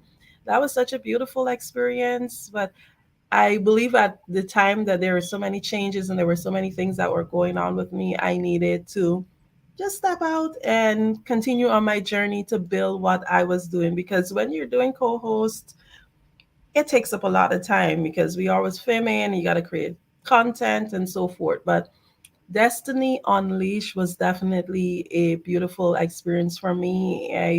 It's available on Roku and on demand. Okay. Generally, so that was a beautiful experience too. So you have this beautiful message. What is it that you want everyone or the youth to know right here, right now, that you would share with them? Oh, most definitely. I will tell you whatever it is that's going on in your life, just remember to love yourself.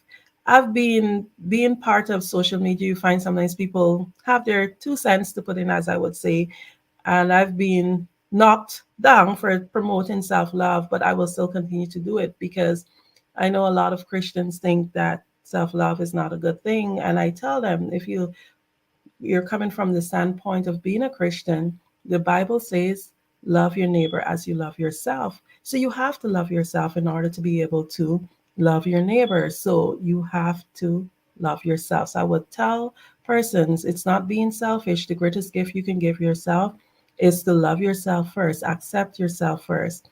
And you will give those around you a beautiful gift because you will be living your optimum life and you'll be able to give them the best version of yourself. Beautiful. Andrea Adams, can you please share how people can get in contact with you if they want to view and engage with you? Most certainly, I would say because I spoke about a broad number of things, I would say the best way to get me is through Linktree. I have my phone number there, all my social media handles, etc. are there, and that's linktr.ee.ee/adornami, ADORNAMI. Thank you so, so much. I want to thank you for the opportunity of sharing with us and telling us about your beautiful work with the youth. And there are so many youths out there that feel lost and they're like looking for engagement. So if you're out there or if you know a youth that is looking for engagement, please let them know about Andrea Adams' programs and share the knowledge and share the powerful a gift of empowerment and coming into one's advocacy. So thank you again, and genius is coming, and I'll see you on the other side.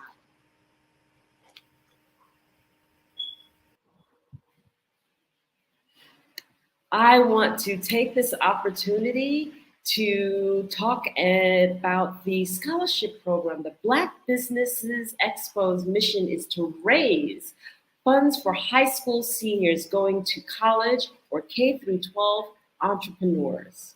This expo is a fundraiser for students. You may go to www.blackbusinessexpose.com to donate to the scholarship fund or use the Cash App that's on the screen below. That's $BBX USA. Our goal is to give laptops and up to $5,000 to 10 students. Students can register online at www.blackbusinessexpose.com. Every dollar counts, so we want to remind you to donate to the scholarship fund.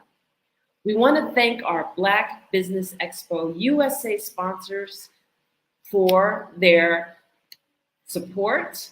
That includes NC100, Moody Capital Partners, Suede Soul, BDM Media, Lotus Rishi Coaching and Training, Carolina, Virginia Minority Supplier Development Council, STEP Management, Hello LLC, BHS and Associates, Margie McLean Foundation Incorporated, Genius is Common, Earth Essentials, Malaine Cheney Global, Executive Women's Success Institute, The Quality Coaching Company, Super Women Business Services, Creative Force Studios, Lee Entertainment, Artistic App Design, and Black Business Expo USA. Thank you so much for being with us, and genius is common, and I will see you on the other side.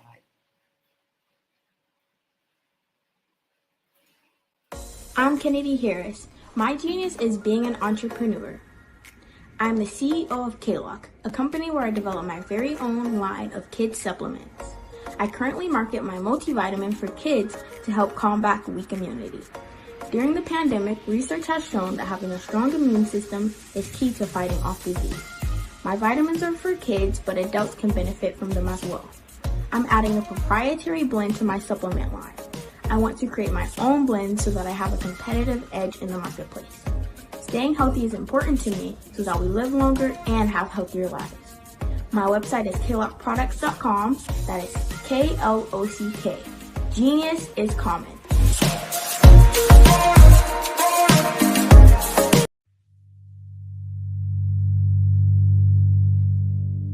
So what we have to do is when we get in a spot, we need to create some spots for us.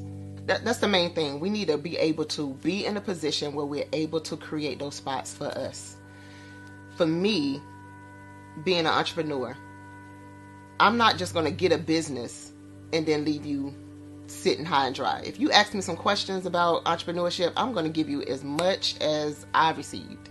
I've seen people who made it, and then when you ask them, it's like, okay, now you have to pay me for the information, the same information I got for free. We probably in totally different cities. There's no way that we're going to bump heads or anything. We're not competing. Bring me up with you. And so I just think that whatever education that I have, then I need to be able to give that to my own as well. So create the spots. You can create the spots when you get there.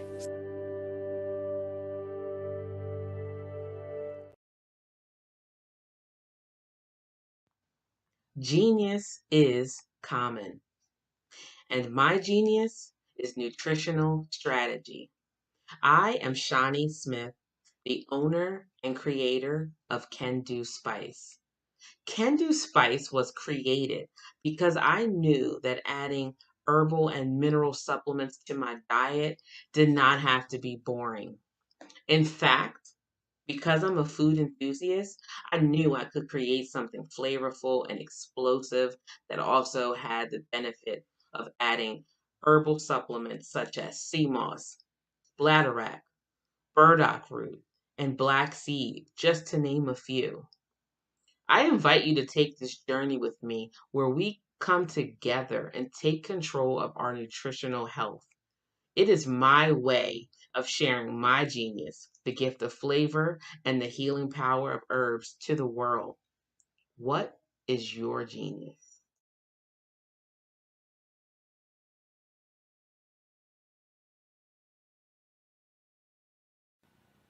Hello, my name is Kiasi Helm and I'm 14 years old. I think my genius would probably have to be setting goals and achieving them. I say this because ever since I was young, I always wanted to be an author, and at age 11, I ended up achieving this. But not only did I end up becoming an author, I ended up becoming a public speaker, a publisher, a business owner, all these great things. The name of my business is Written by Kids Publishing Company.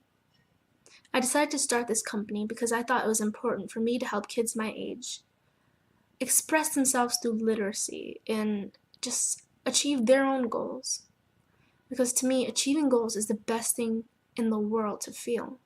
It's you just achieving things and aspirations that you set for yourself. And I know that everybody is capable of this because even if you don't end up achieving the goal, you still tried your best, and that's the most important thing. And everybody is capable of this because genius is common. Thank you. Sometimes you got to hear the news from the Black perspective, and more specifically, Black publishers. And that's exactly why you have to download the Hey Tie app, the largest mobile app delivering breaking news, videos, and podcasts from 200 of your favorite Black publishers. Yes, 200 Black publishers delivering news as it happens, literally all in one app. Go to HAYTI.com or download the app in the Google Play Store or Apple App Store. It's completely free, along with information that you can trust, so go check them out.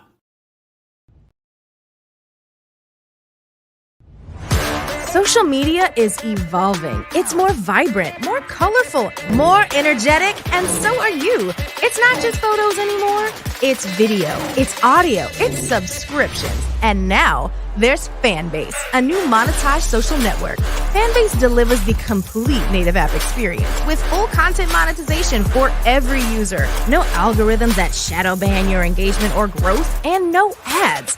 Follow anyone for free and subscribe directly to your favorite creators for $4.99 a month. Plus, show some love by tipping on any post. Also, make a Fanbase page and monetize your content the same way.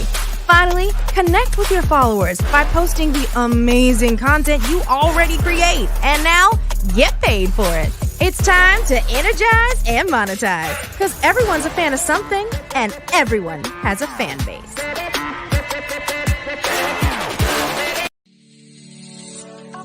Did you know that our black dollar only lasts for 6 hours in our community? Yet other communities, their dollars last for 19 to 30 days. The Black Wall Street Nation. Black Wall Street Nation. Yes, that's why we created the Black Wall Street Nation. Black Wall Street Nation is a centralized directory available to all black businesses across the world.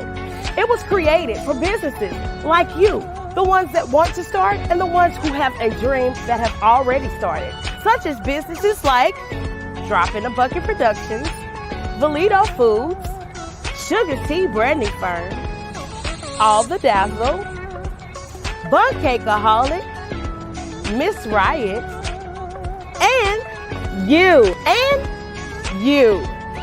We'll have marketing, seminars, and some funding coming soon just for you. So, we want you to come and join us. www.blackwallstreetnation.com. See you there.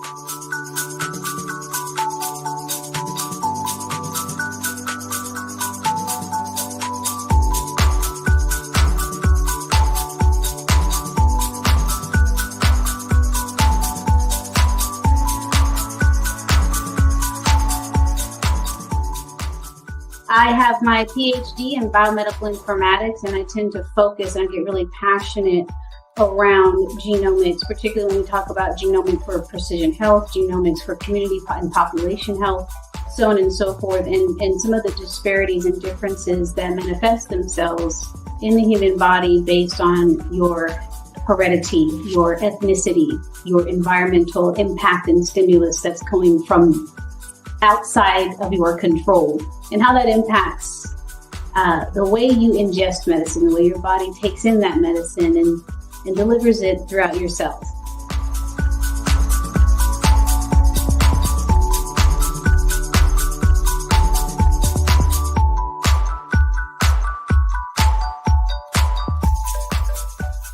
Even though the drug is the same, the dosage is the same, the age, weight, blood pressure, all of these other vital signs may be the same, but the drug may manifest itself differently between these two demographics, just simply based on the differences in their genetic history and their genomes.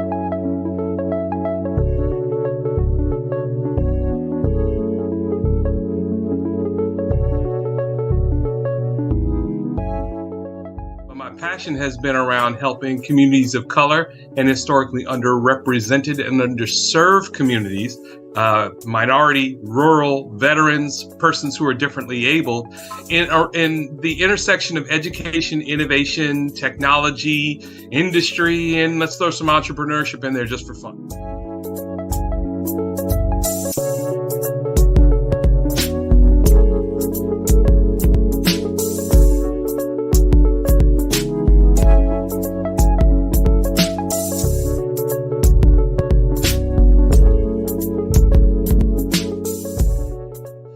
See more around innovation, incubators, accelerators. I love the idea of going from innovation to commercialization.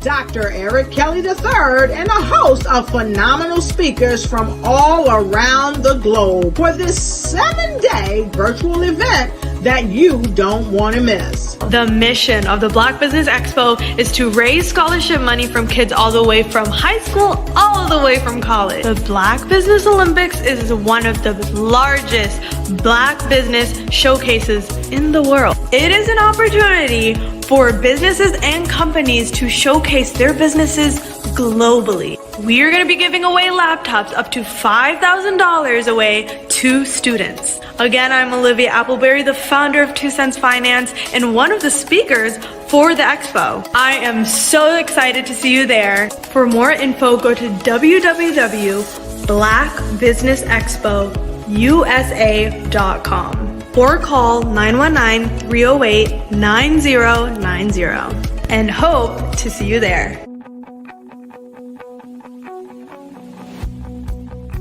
I am Black Business. From the moment I wake until the time I sleep. Yes, I am Black Business. I am Black Business. Tell me, are you Black Business? I am Black Business. Do you support Black businesses? Listen, I support Black business because I am Black Business. Black Business Expo, one of the largest business showcases in the history of Black business in the world. The world! Sign up today at www.blackbusinessexpousa.com or call 919-308-9090. I am Black Business. I am Black Business. From the moment I wake until the time I sleep, I am Black Business. I am Black Business. Are you Black Business? I am Black Business. Do you support Black businesses?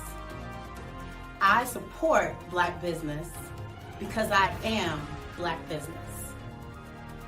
Black Business Expo, one of the largest business showcases in the history of Black America in North Carolina. Sign up today at www.blackbusinessexpousa.com or call 919-380-9090. I am Black Business. I am Black Business. From the moment I wake until the time I sleep, I am Black Business. I am Black Business. Are you Black Business? I am Black Business. Do you support Black businesses? I support Black business because I am Black Business. Black Business Expo, one of the largest business showcases in the history of Black America in North Carolina. Sign up today at www.blackbusinessexpousa.com or call 919-380-9090. I am Black Business.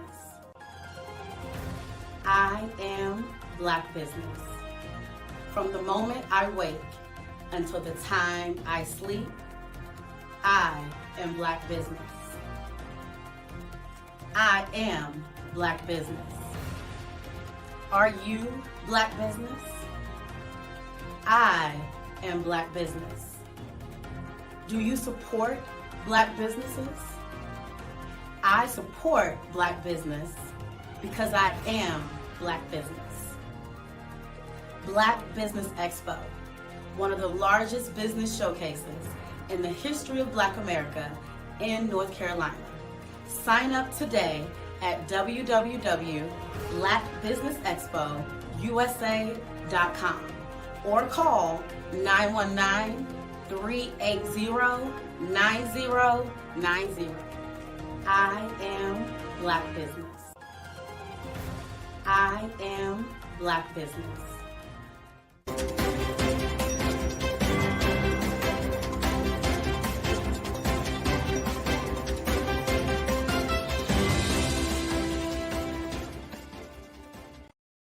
Ladies and gentlemen, and fellow professionals, please allow me to introduce myself.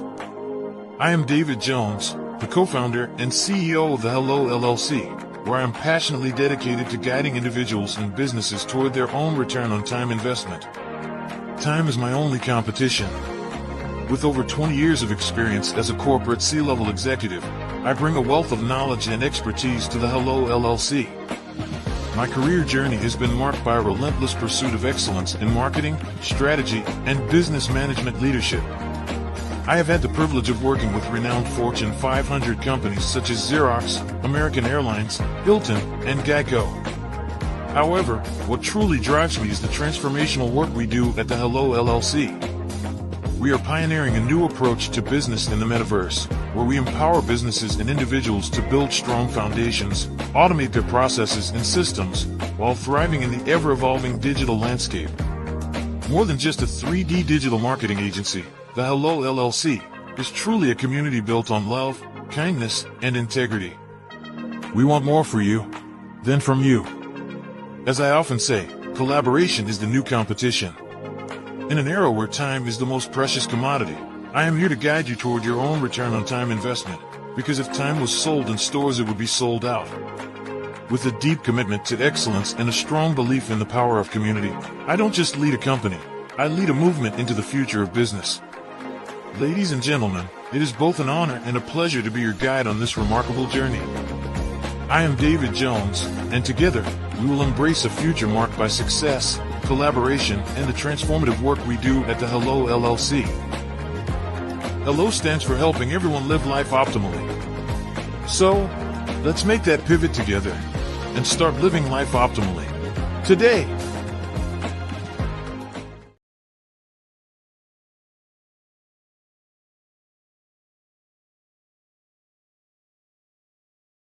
Content creators, welcome to Fave Unite TV. Hey, are you struggling with having your content stand out from the crowd? Or is it that you're overshadowed by others who have more resources, followers, and influence? The good news is wherever we are, you are too. We help you grow your online presence and optimize your visibility, which gets you closer to your audience so you can build trust and loyalty. By using the power of our network, we help you build yours. Fave Unite is a powerful tool to connect you with your friends, followers, and fans. And when fans rule, everyone wins. Join us. Fave stands for fans, artists, and venues. Submit your content today.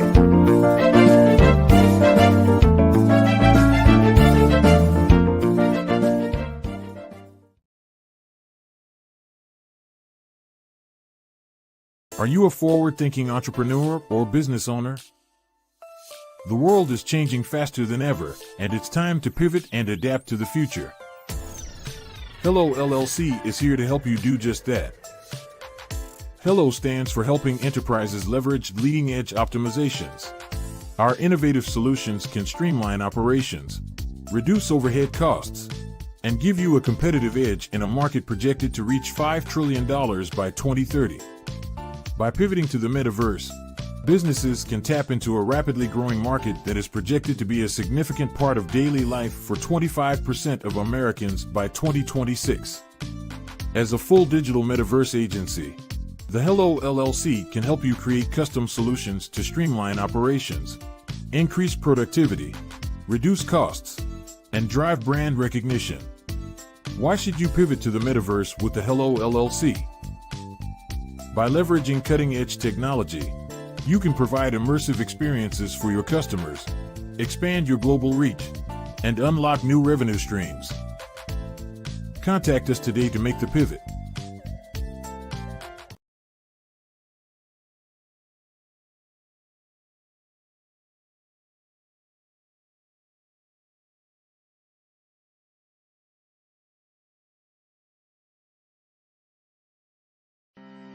Are you aware that showing off your expertise can gain customers and position you as an expert in your industry? Consumers need confidence to purchase, so let us showcase your knowledge by interviewing you for a 3 to 5 minute video. We'll position you as an industry expert with a customized interview-style video, and for a limited time, we'll cover all production costs. Click this ad or call now for all the information. you'll want to experience the same 5-star service our customers love. So take advantage of this one-time offer. Click this ad or contact us now.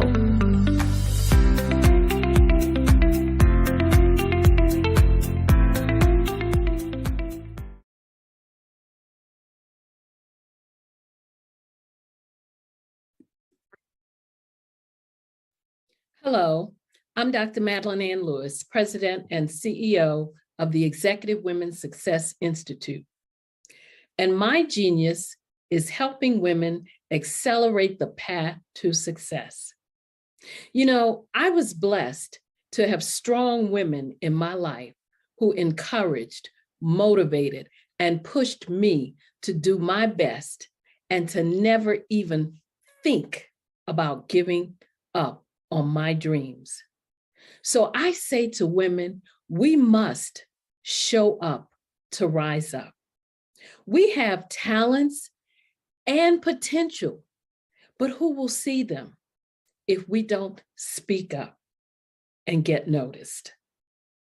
I know that women are a tremendous resource on this planet, and there is nothing more fulfilling than helping a woman tap into her full potential.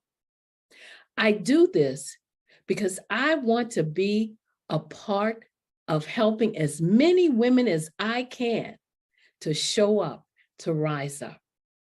I do this because genius is common.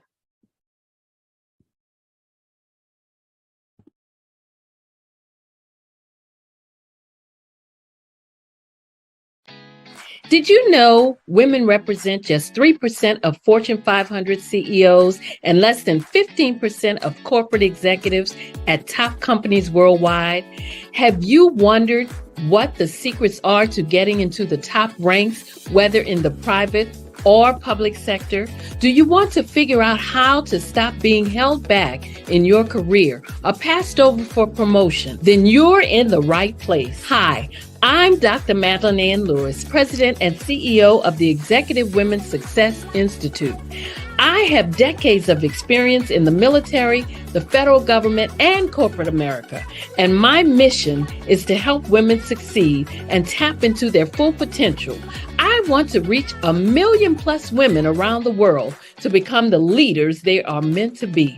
So if you want to move into a management or executive level position, or maybe you are a female veteran transitioning out of the military into business entrepreneurship, then reach out to the Executive Women's Success Institute at 301-693-3284. Let us get you on the fast track to success.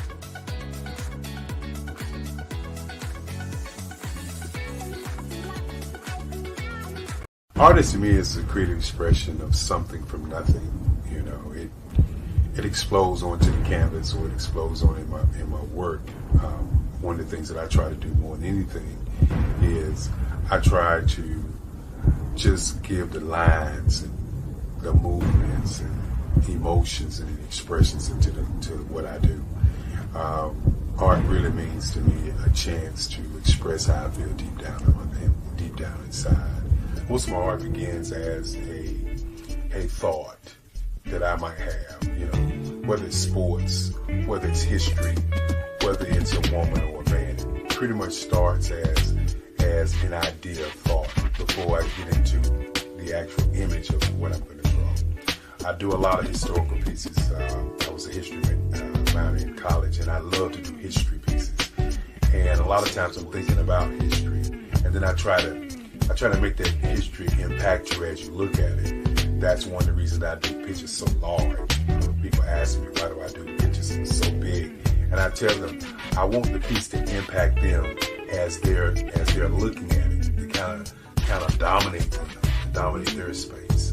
And most of my pieces I try to do off page. I don't try to do anything that's going to be in those four corners or in a square. And I want your imagination to be a part of the piece that you're looking at.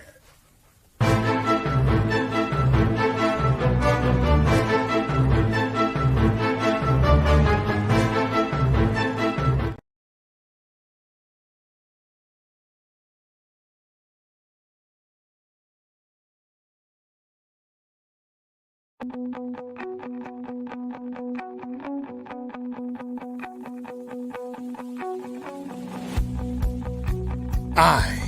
am Black Business. From the moment I wake until the time I sleep. Yes, I am Black Business. I am Black Business. Tell me, are you Black Business? I am Black Business. Do you support Black businesses? Listen, I support Black business because I am Black Business. Black Business Expo, one of the largest business showcases in the history of Black business in the world. The world! Sign up today at www.blackbusinessexpousa.com or call 919-308-9090. I am Black Business.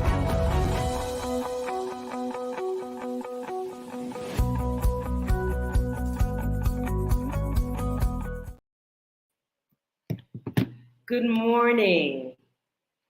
Business owners, entrepreneurs, thought leaders, and corporations, and welcome to the Black Business Network.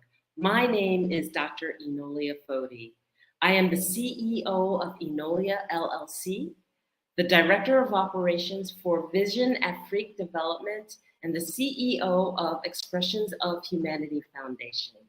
I am your business moderator for this morning, coming to you from Angola, Africa, on the Black Business Network.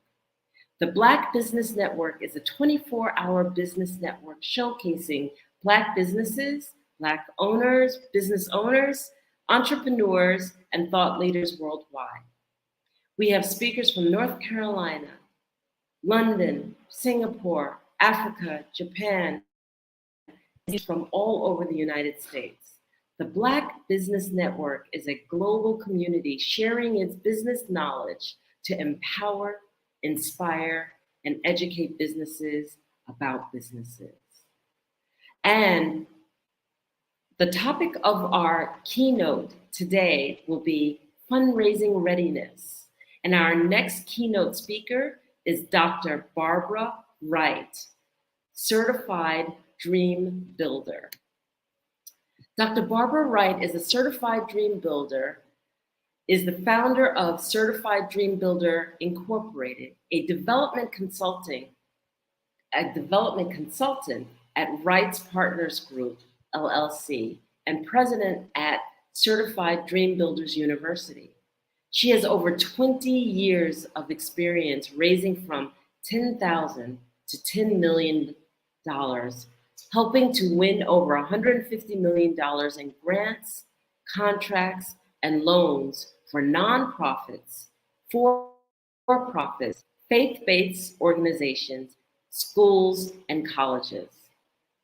She has served both small and large organizations, including serving as program manager for the Housing Authority of Kansas City and as grant manager for Kansas City Public Schools, retiring 2021. I present to you Dr. Barbara Wright. Good morning.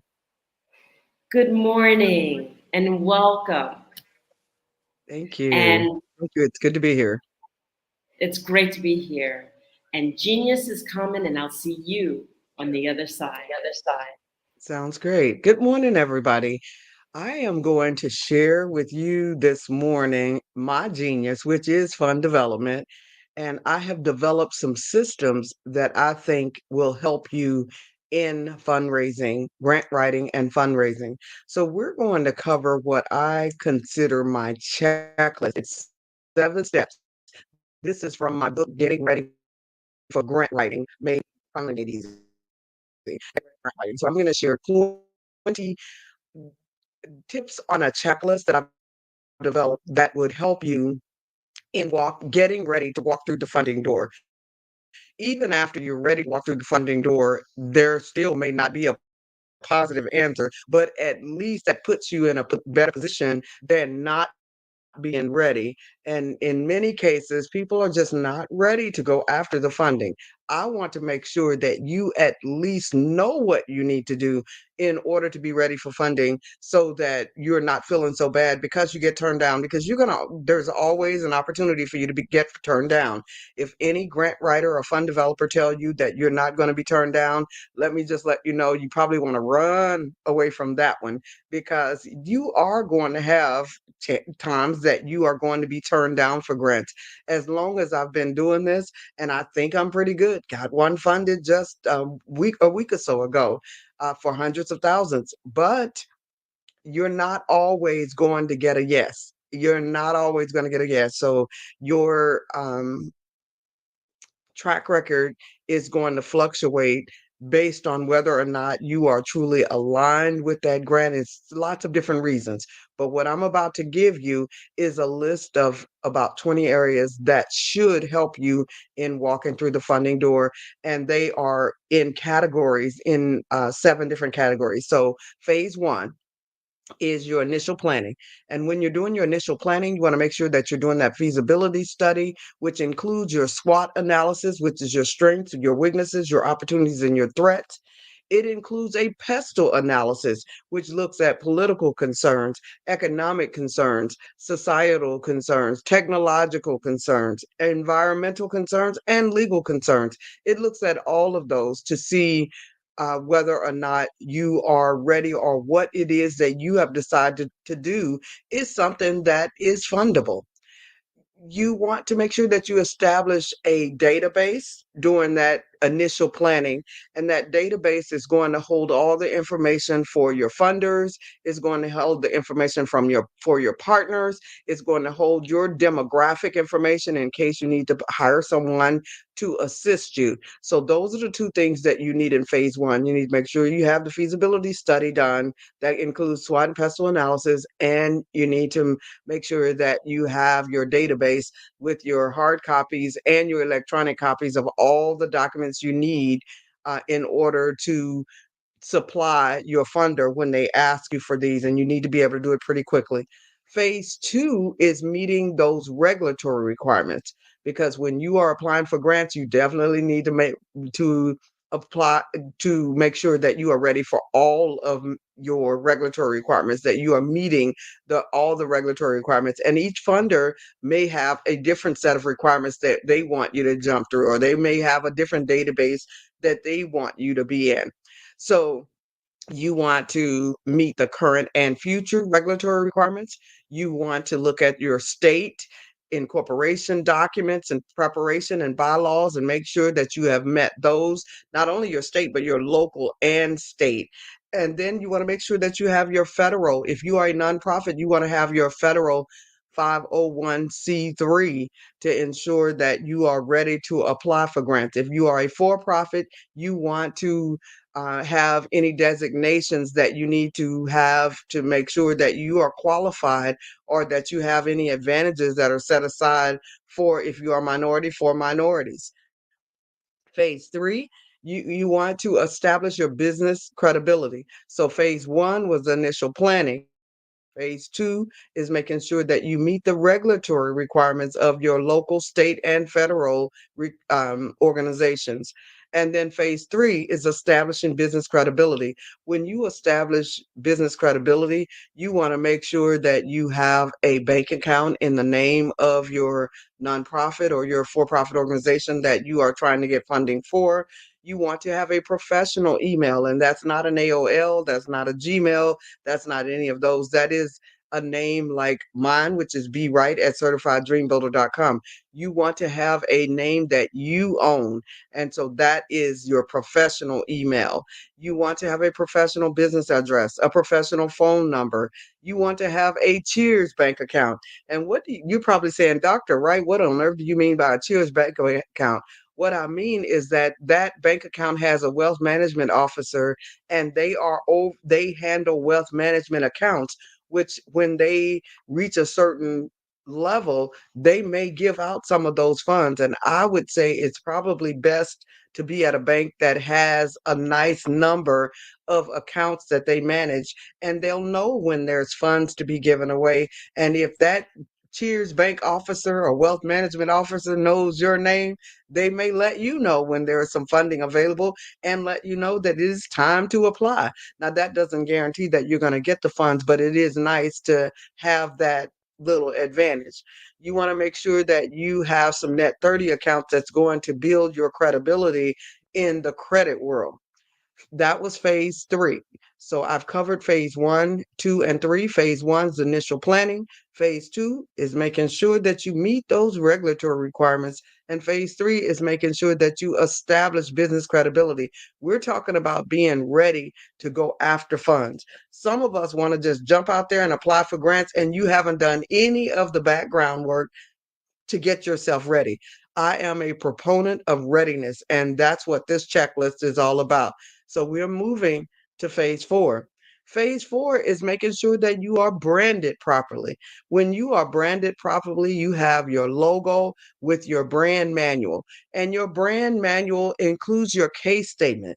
Your case statement is made up of three different statements: your mission statement, your vision statement, and your value statement. That develops a case statement about your organization. You want to make sure that you have your slogans, your graphics, your platelets, your color um, palettes. I'm sorry, your color palettes to so that you know the colors that you're going to use for your scheme. According to the BBX, the colors seem to be red, white, and blue.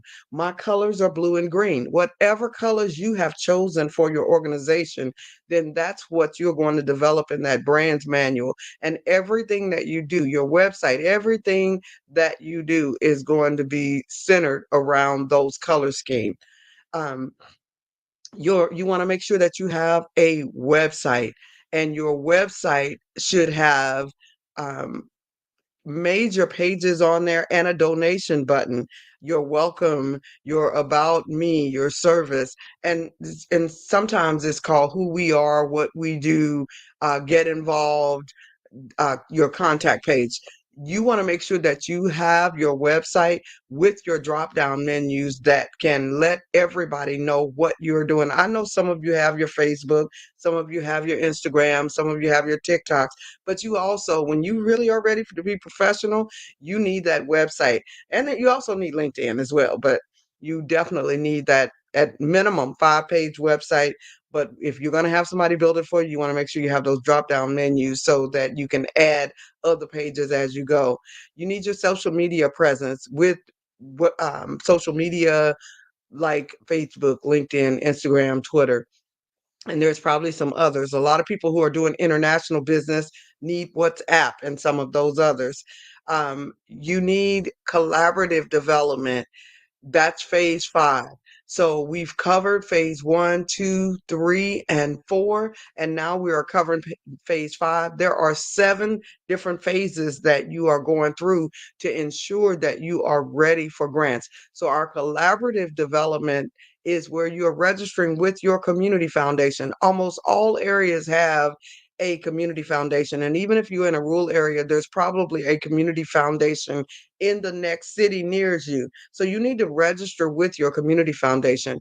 You need to register on grants.gov and sam.gov to obtain your unique entity identifier number. You may need your DUNS number for some grants, but that's not as prevalent as it used to be in the past. So to get that unique entity identifier number that you're going to need to apply for grants, you definitely need to register on SAM and sam.gov and grants.gov to ensure that you are ready for applying for some of the larger grants, the federal grants.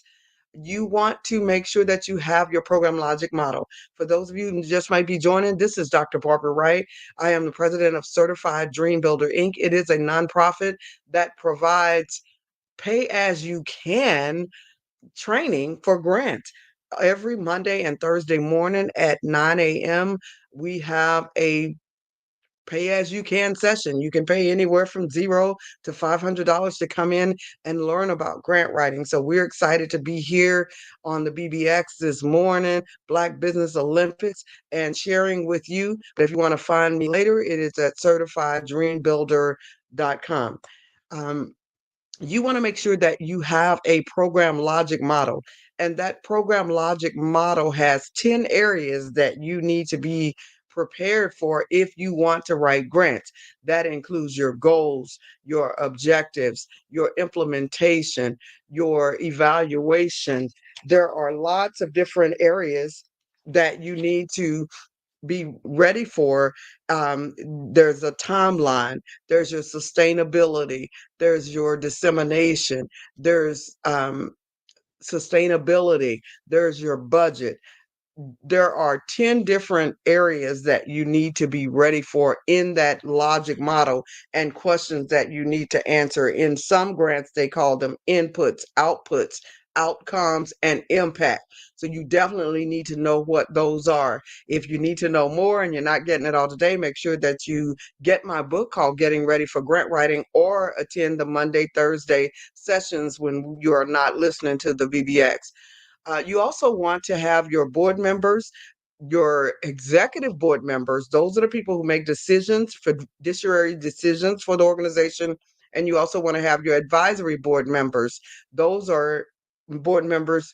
They're not fiduciary in nature, but they help you raise funds for your organization. They bring, I call my 3 W's: work, wisdom, and wealth to the organization. So you want both of those boards. Your executive board, you want to make sure that you keep that close to you and you don't put as many people on that one. But your advisory board, you want to add as many people as you can to that advisory board to make sure that you have enough people to help you with work, wisdom, and wealth. All right. So you also want to have your community partner relationships, your MOUs and letters of support from all of those partners that you're going to develop that's going to help you. No business or no nonprofit is an island. You are not working alone. You are working with a team. And so that team, it would be who you would have those memorandums of understanding from and letters of support. We're on phase 6. We only have one more phase to go after this. Phase 6 is sustainability and finance development. You want to develop a fundraising packet. That fundraising packet is your activities and annual events and list of potential grants that you may go after. You definitely want to have that fundraising package. That fundraising package can help drive your activity for raising money for your organization, because there are 7 different income streams and you want to be pulling income from those. If you want those that are, make sure that you get my book, Getting Ready for Grant Writing, Finally Made Easy, on our website at certifieddreambuilder.com. You also want a scalable operating budget. That scalable operating budget means this year it may be this amount, next year it may be an additional amount, the next year it may be, a little bit more. So you do want a scalable budget that can change based on the growth and needs of the organization. You want a customized, scalable program budget.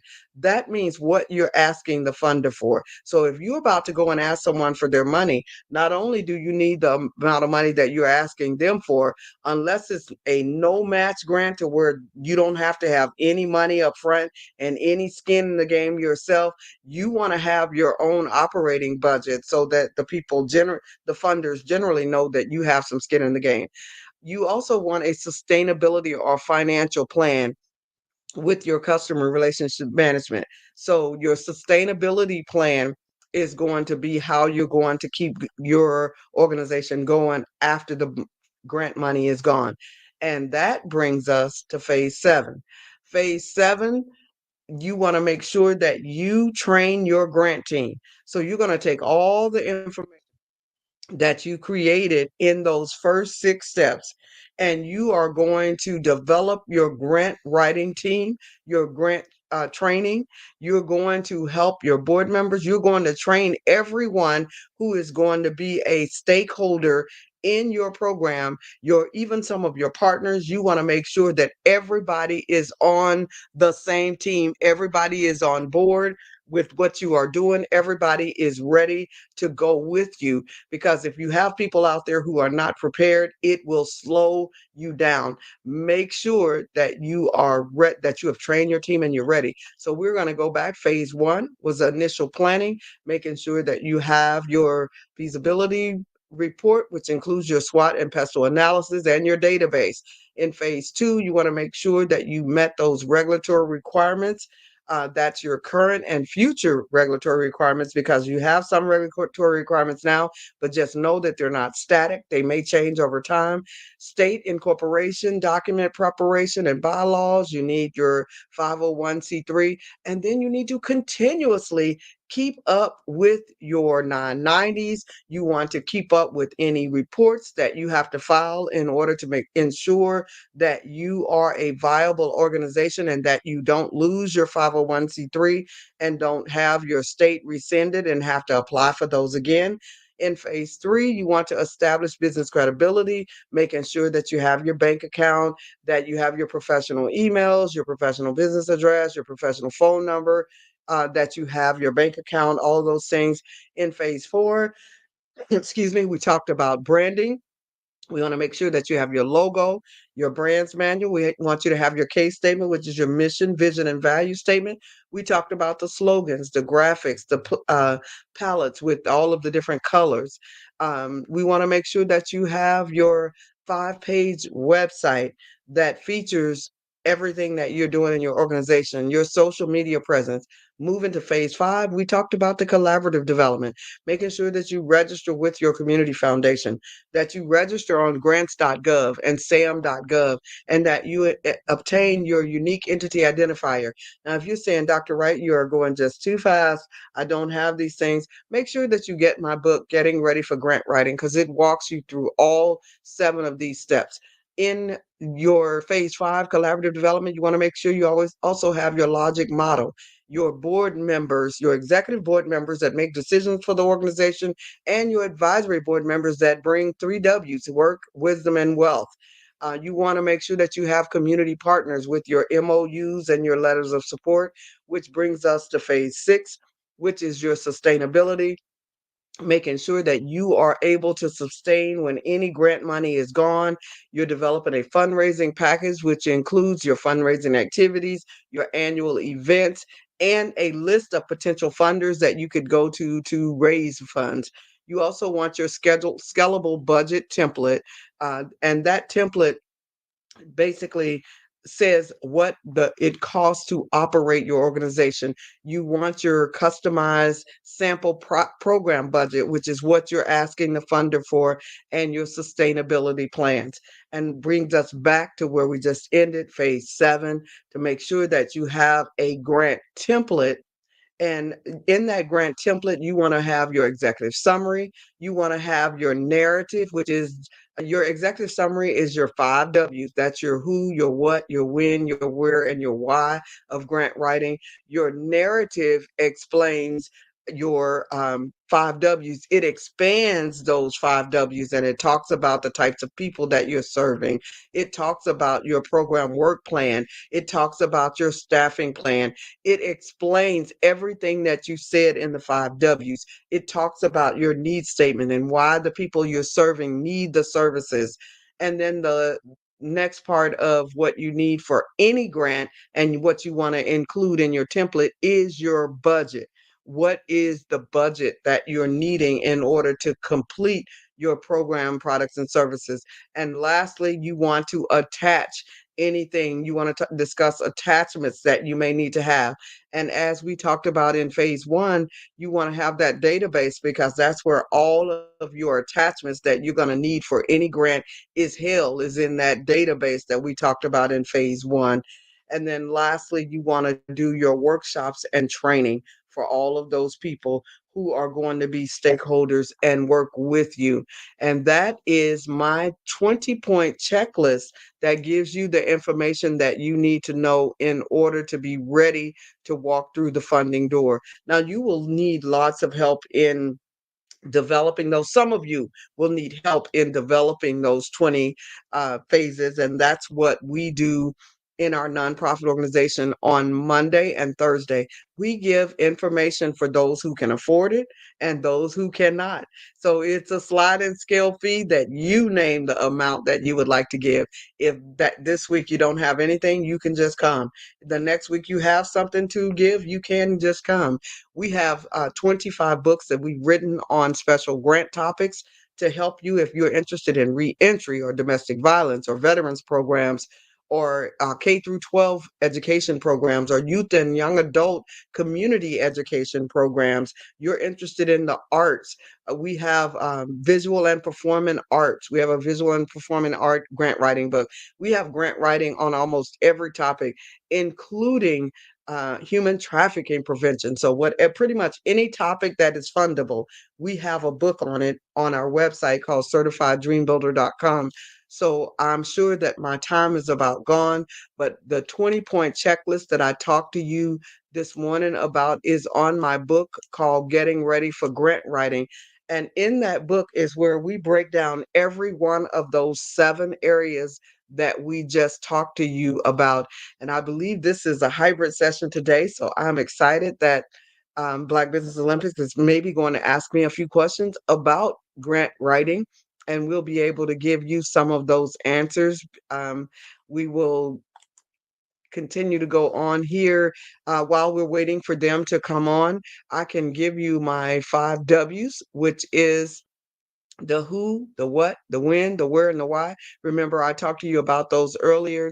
When you are ready to write your grant, you want to make your grant template that you're going to use to expedite your grant writing process. You want to make sure that you know what your 5 W's are for your organization. When you are planning your organization, those 5 W's can help guide you to success. Your who is who are you? Who are you serving? Who are your collaborators? Who's your competition? Those are some of the who's that you want to answer, but there's going to be a whole lot more that you can answer in the who. And when we're talking about who are you, we're talking about personally, academically, and professionally. When we're talking about who you're serving, we're talking about who are your initial targets. Who will you target after the first year? Who will you target after the second year? And then when we talk about who are your collaborators, we're talking about locally, nationally, and internationally. When we talk about your competition, we're talking about locally, nationally, and internationally. You're not just on your block anymore. When you turn this system on, this computer that I'm talking on, when you turn your laptop, your computer, your phone on, now you have just gone global. You are no longer just in your kitchen or in your city or in your office. Now you're global. So that's why you want to know locally, nationally, and internationally who your collaborators are and who your competitors are. The what? You want to know what program, product, or service you are providing. You want to be able to explain that in 10 seconds because I tell people that I help manifest millions for missions who are providing miracles to many. I know exactly what my 10-second elevator speech is, and you need to know what yours is as well. And at what price? That's the what. So what programs, products, or services are you offering? And at what price are you offering those programs, products, and services at? And then the when. When are you providing your program, product, or service? Hourly, daily, or weekly? And what is the cost per unit for what you're doing? One of the grants that I just helped someone win, that grant was providing over $12,000 per person that you serve. So if you're serving 100 people, then you know exactly how much money that grant would net you. If you're serving 10 people, then you know how much money that grant would net you. So you need to figure out what is your cost per unit or what is your cost per person. And then where will you work? Online, offline, in person, virtual? What is the cost of the technology? Because in many cases, a lot of managers forget to include the IT. Because if you're going to be successful now, you are definitely going to have IT. And where let's see, I went over the where and the why are you doing what you're doing? That's the last of our 5 W's. Why are you doing what we're doing? Or do you have statistics to support what you say? It is so easy to find those stats in many cases to support whatever it is that you say you are doing. And you want to make sure that you are looking at stats, that you can answer those stats, that you know exactly why you are doing what you're doing. And is what you're doing fundable? When we talk about that pestle analysis that we talked about earlier, that pestle analysis determines whether money is flowing or money is dripping. And you want to ensure that if you're going after areas to where the money is pouring, not just dripping. Now, if you know the difference, if you know in some areas money is pouring and some areas money is dripping, and you're still willing to work with the drip, then at least you know that there's not going to be as much money flowing from political concerns, but at least you know that you're going to have to do fundraisers to raise the money. So you can make it either way. It's just, will you be getting grants or will you be getting fundraisers? Now, with the pestle analysis, you want to look at those political concerns, the economic concerns, the social concerns, the technology concerns, the legal concerns, and environmental concerns. If what you are doing is politically supported, economically supported, socially supported, technologically supported, legally supported, and environmentally supported, more than likely money is pouring in that area. There are also 5 different fundable areas right now that I hear a lot of talk about that might assist you in knowing whether you have the right area that you are going after funding. And that is what I call my WEAMs. So workforce and housing is one. Education improvement seems to be an area to where money is pouring. Diversity, equity, and inclusion. And we're not just talking about minorities in this case. We're talking about minorities, the LGBTQ. We're talking about the underserved, the and gaps in any area. Like there's very few women in certain professions in certain industries. If you are going to reduce that, there are foster children who have exited from the system who don't have their mom and dad and family support. If you're willing to provide support for them, that could be a great way for you to receive support. And then there's mental health. If you are doing anything in mental health, and most of us are, because we have to provide supportive services no matter what programs, products, and services we're offering. So if you are offering any type of mental health, then that may be a way that you can be funded. And STEM, science, technology, engineering, and math. If you add the A to it, which is the arts, it's STEAM, science, technology, arts, engineering, and math. And if you add the R to it, which is religion, it becomes STREAM, science, religion, technology, arts, education, and math. I think I did the E backwards, but anyway, so you want to make sure that you know those 5 areas, whether you're dealing with STEM, STEAM, or STREAM. You want to make sure that you cap it with that S, which is going to assist you. So, again, those 5 areas where money is pouring is workforce development and housing, education, improvement, uh, diversity, equity, inclusion, your mental health, and your STEM, STEAM, or STREAM are the areas to where money is flowing. And I appreciate you listening today. I hope that this information has been helpful to you. There are so many things that you can do. You don't want to, while I'm waiting for the host to come back, there are so many things that you can do to improve your own organization, making sure that you compare your organization to other organizations out there who are doing something similar. I have a book called My 4Ds: Discovering, Designing, Defining, and Deploying Your Gifts and Talent.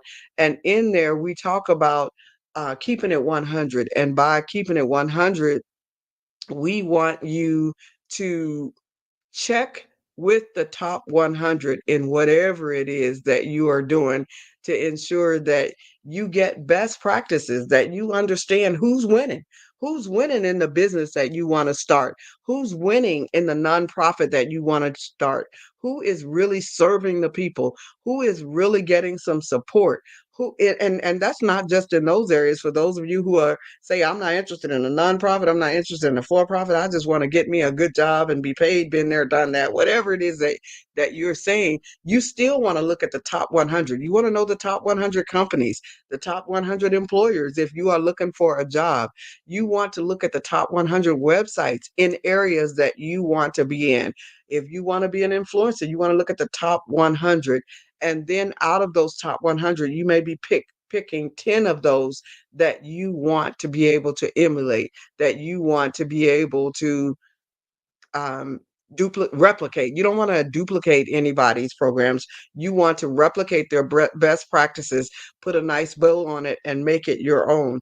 So you're checking their size, you're checking their mission, you're checking their funding strategy, you're checking who their donors and sponsors and advertisers are, especially if you are a nonprofit or for-profit, because those same donors, sponsors, and advertisers may end up being donors, sponsors, and advertisers that can help you as well. So consider that.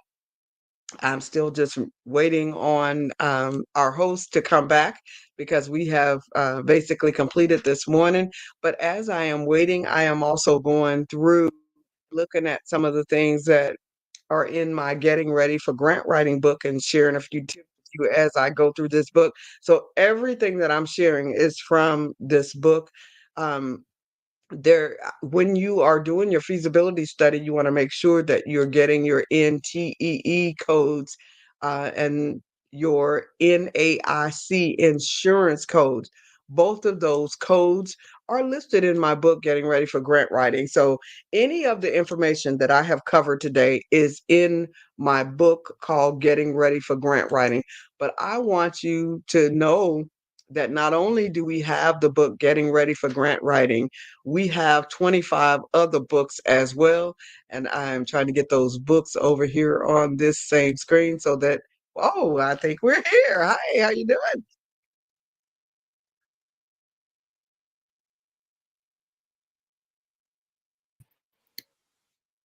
There we go. I was just muted. Thank you so much. I hope our audience realizes the invaluable information that you've shared. It has been phenomenal, great wisdom, invaluable wisdom.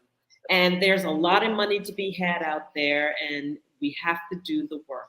And that's the bottom line. That's it.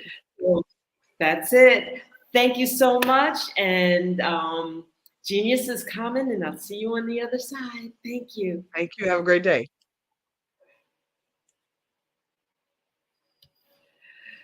So I want to take this opportunity to talk about the scholarship program. The Black Business Expo's mission is to raise funds for high school seniors going to college or K through 12 entrepreneurs. This expo is a fundraiser for students. You may go to www.blackbusinessexpose.com to donate to the scholarship fund, or use the Cash App that's on the screen below. That $BBX USA is waiting for your use. Our goal is to give laptops and up to $5,000 to 10 students. Students can register online at www.blackbusinessexpo.com. Every dollar counts. So we want to remind you to donate to the scholarship fund. We also want to thank our Black Business Expo USA sponsors, and they remain to be NC100, Moody Capital Partners, Suede Soul, BDM Media, Lotus Ritchie Coaching and Training, Carolina, Virginia Minority Supplier Development Council, Step Management, Hello LLC, BHS and Associates, Margie McLean Foundation Incorporated, Genius is Common, Earth Essentials, Mullane Shaney Global, Executive Women's Success Institute, The Quality Coaching Company, Superwoman Business Services, Creative Force Studios, Lee Entertainment, Artistic App Design, and finally, Black Business Expo USA. And I want to leave you with this. Genius is common, and I'll see you on the other side.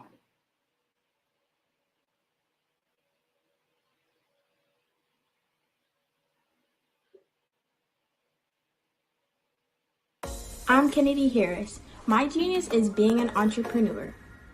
I'm the CEO of K-Lock, a company where I develop my very own line of kids supplements. I currently market my multivitamin for kids to help combat weak immunity. During the pandemic, research has shown that having a strong immune system is key to fighting off disease. My vitamins are for kids, but adults can benefit from them as well. I'm adding a proprietary blend to my supplement line. I want to create my own blend so that I have a competitive edge in the marketplace. Staying healthy is important to me so that we live longer and have healthier lives. My website is klockproducts.com. That is K-L-O-C-K. Genius is common.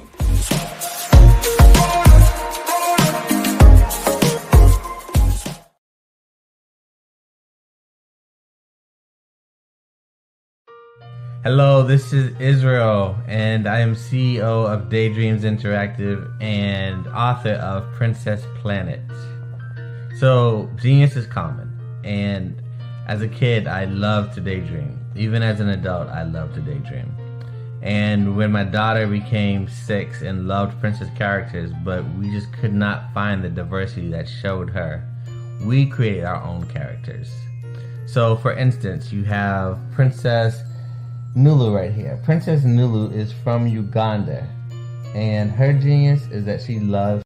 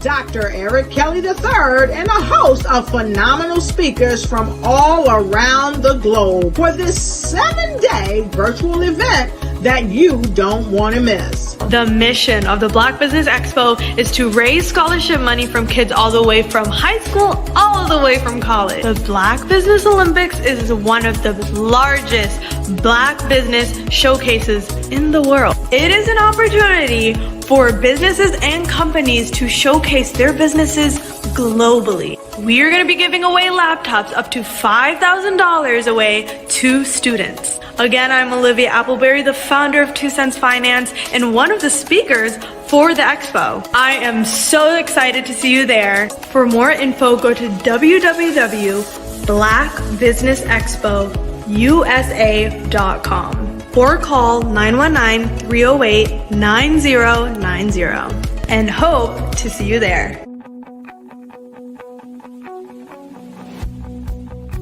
I am Black Business. From the moment I wake until the time I sleep. Yes, I am Black Business. I am Black Business. Tell me, are you Black Business? I am Black Business. Do you support Black businesses? Listen, I support Black business because I am Black Business. Black Business Expo, one of the largest business showcases in the history of Black business in the world. The world! Sign up today at www.blackbusinessexpousa.com or call 919.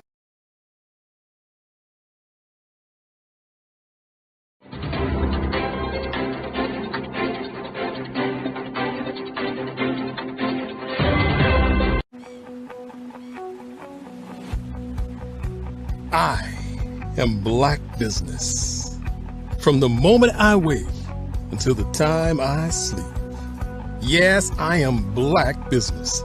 I am Black business. Tell me, are you Black business? I am Black business. Do you support Black businesses? Listen, I support Black business because I am Black business.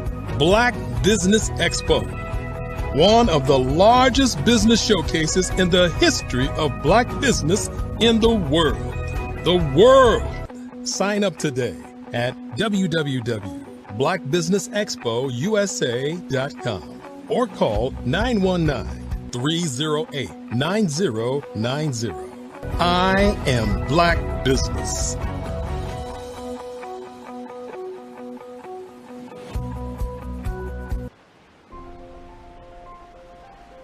What if you could build your own city? A place where every child can find nurturing people to help them achieve their full potential. A place where every adult can access job training support, where health education is abundant, where social justice ruled the land. A place without limitations. Welcome. You have arrived at STEM City USA. It is what every city should be. A safe and trusted community where you find people and resources to help you become everything you are and beyond. STEM City is unlike anything you have ever experienced. It is a digital twin of the world around you, only better. STEM City is about energy and soul renewal. It is more than a digital world. You can almost feel the power of live cultural events, music, and theater. STEM City promises a better future for children with caring mentors and hands-on activities with dedicated tutors to support our youth. STEM City is your passport to a healthy lifestyle with weekly events addressing our community's many issues. STEM City is your financial well-being with helpful information on wealth management, career advancement, job training, and so much more.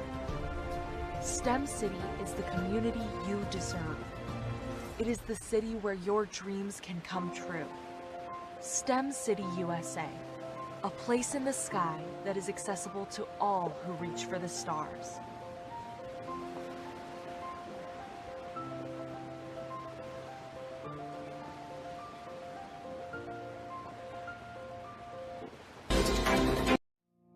Did you know that approximately 333.34 million businesses exist today, according to a report from 2021? And you may be one of those businesses, or maybe you're not in the business market yet, but you're aspiring to be a business owner.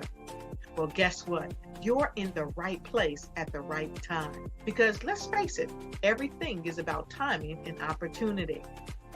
Hi, my name is Dr. Lotus Richey, and I'm the CEO and founder of the Lotus Richey Coaching and Consulting LLC, along with the Lotus Richey Ignite Show. 15 minutes of success with Dr. Lotus Richey, as well as books to boom your business and bring who you are. And today, I want to bring this amazing message to you about the Black Business Network and the Black Business Olympics. See, the Black Business Network and the Black Business Olympics is designed to help people just like you, that's right, that look like me, to take their business to the next level. Not just in your front yard or your backyard, but globally.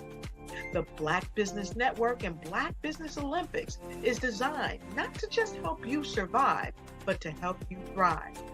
So join us today as we come together with businesses all around the world to support our students, our children, our young teens, our young entrepreneurs. What we do is we come together to help raise funds for students who are aspiring to be business entrepreneurs, who are aspiring and who are thriving in college.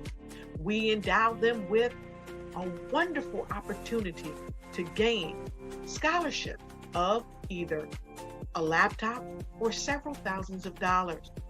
And we invite you to help be a contributor to this amazing opportunity. to help someone that looks just like you. So join us today at our website and let us connect with you and help you ignite and take flight in every area of your life on the Black Business Network and the Black Business Olympics. I'll see you on the other side.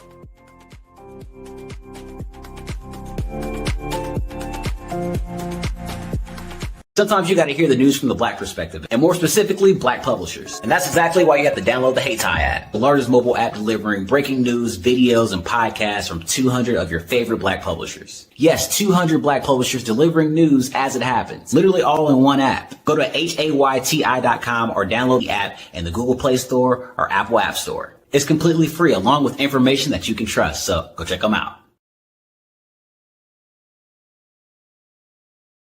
Follow the Brand TV broadcast host, Grant McGaw, as he visits with top executives and entrepreneurs to find out their secrets of success with their personal brand. Follow the Brand TV broadcast host as he focuses on brand development to build better relationships, bring value to your business, relationships, and career. You will enjoy listening to each episode that is tailored to speak to you directly. If you're looking for this type of clarity in terms of building your brand, you have tuned into the right station. Each episode will help you to shape a conversation in the 5-star BDM network of 20,000 professionals and become a springboard for your corporate engagement and business opportunities. Each guest will frame their story in the areas of personal branding, business development, career development, financial empowerment, and technology innovation. Grant McGaw explains why he is the CEO and owner of his own professional career. Grant is an accomplished business leader and entrepreneur who wants to give back to individuals to grow their personal brand strategy. Tune in as he weaves his story about new possibilities, while to you exceed expectations. If you love storytelling, this show will make for fun. This is Dr. Arnold T. Petsworth. He's the owner of Petsworth Vet World, a veterinary clinic in Hopton, Connecticut. His patients include dog, cat, frog, fish, Goldie, dog, and this alpaca. Due to doctor-patient confidentiality, we can't tell you their names. Business at Vet World was steady, and then quarantine hit. Neighbors brought new four-legged friends into their homes. Bunnies. Bunnies everywhere. Dr. Petsworth welcomed these new patients with open arms. The only problem? There were more appointments than he could manage. That's when Dr. Petsworth turned to his American Express business card, which offers spending potential that's built for his changing business needs. He decided to hire a new assistant, Julio, and with spending power built for business purchases, he used his card to furnish a new exam room. Together, Dr. Petsworth, Julio, and American Express Business made sure all the pets of Hopton got the love and care they deserve. And everyone was happy. Get the card built for business by American Express. I am from Washington, D.C., but I was raised in Durham, North Carolina. I came to Durham when I was about 5 or 6, and then I traveled back and forth to D.C. because it's where my people are from. One of the unique things about my family is my mother, she's also an artist. She does quilting, and she does a lot of artistic things, and then my son, he draws with both hands, his right hand and his left hand like I do. So that's kind of a family trait. And then my other son, he's a videographer, and my daughter, she works, she's a regional vice president for Sunglass Lab. When you start out drawing and sketching, you want to continue to explore, each avenue. I do pastels, I do pen and ink, I do painting, I do acrylics. I haven't done oils yet. But I try to do all facets of art. What I say to a lot of times to people is, you can't put yourself in a box when you're an artist. You have to explore. And over the course of my life, I've tried to explore different mediums. I also do sculpture as well. I choose my subjects by the intensity that they have in their faces, or the intensity that somebody is moving, because I do more than portrait drawings. I also do I do abstract, and then I do figurative drawing also. what happened in this particular show is that I started out trying to come up with something that would be a little bit different than what everybody else is doing. So I was working on a Barack Obama show, and they wanted me to do some paintings of Barack. And so what I did was, because of the deadlines, I kind of did it kind of fast. And then I realized when I was doing it fast, I enjoyed it. And so then I started doing other pieces the same way, and I started to enjoy those pieces also. And so I came up with this particular style, and it's a style of lines and colors. And what's interesting is that when I was in college, I did a show called Lines, Colors, and I talked about the boldness of the blacks, the hotness of the whites, and this is how this has come about, later on in my life. And the colors comes from a lot of the entertainers that I work with, where they wear different colors. They don't wear, your plain reds or your whites. They wear different colors, and so that's also another piece of what's giving me the colors. The subtitle of this show is Faces That Speak Life. That's real critical. Faces that speak life. Each one of these pieces is a life source and a life energy that's being put on display for people that are looking at them. I always say in terms of my art, it's not important that I draw them. It's important what you get out of what I draw. I don't try to just draw it because you like it. People wanted me to do prints. I didn't do prints. People asked me to do different people, but the people that I choose are people that make a difference in the lives of people in the world. So the human landscape idea was, again, as I say, the lines represent your emotions, it represents your ideas, and it represents your journey as a human being. And that's why you get the different pieces and the different looks. And as you notice, I try not to do one look that looks alike another look. And that's what's the most important part of this show.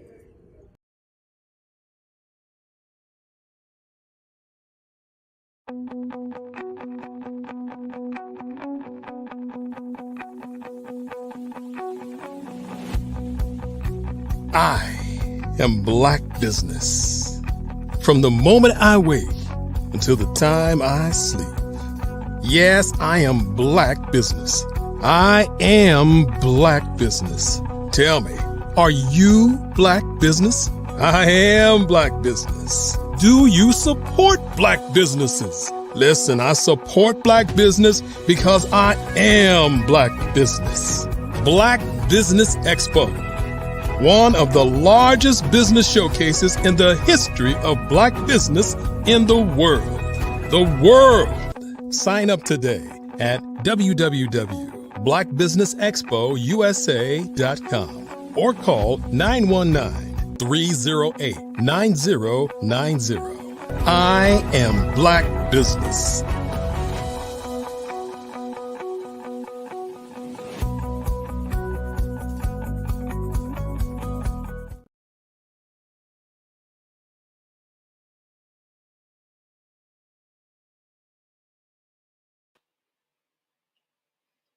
Good morning, business owners, entrepreneurs, thought leaders, and corporations, and welcome to the Black Business Network.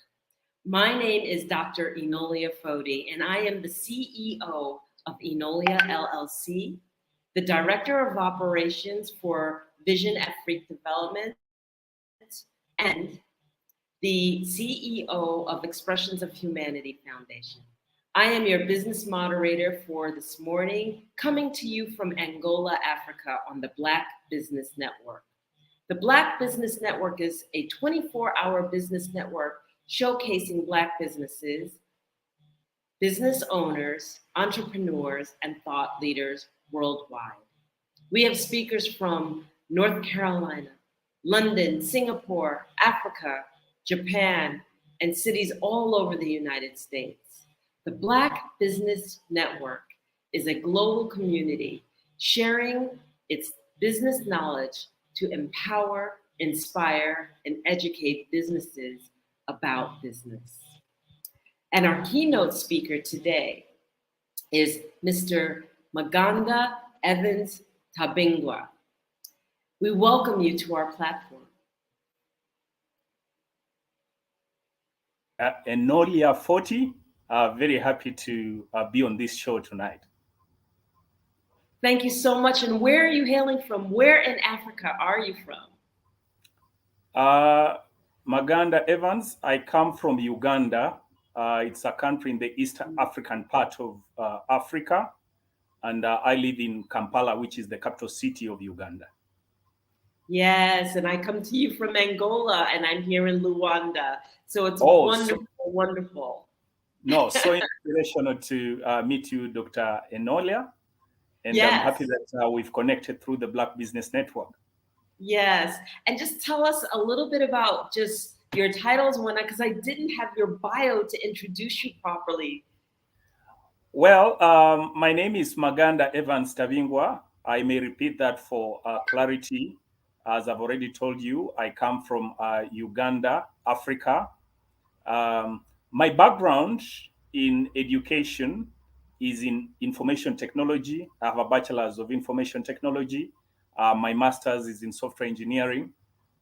Also currently a student doing a PhD in management information systems, but also I'm pursuing a Bachelor of Laws.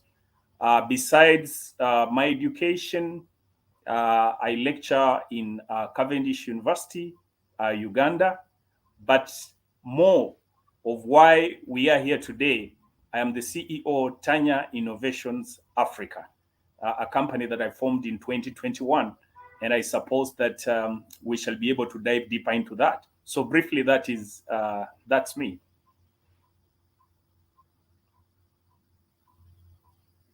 Common, and I'll see you on the other side. Yeah.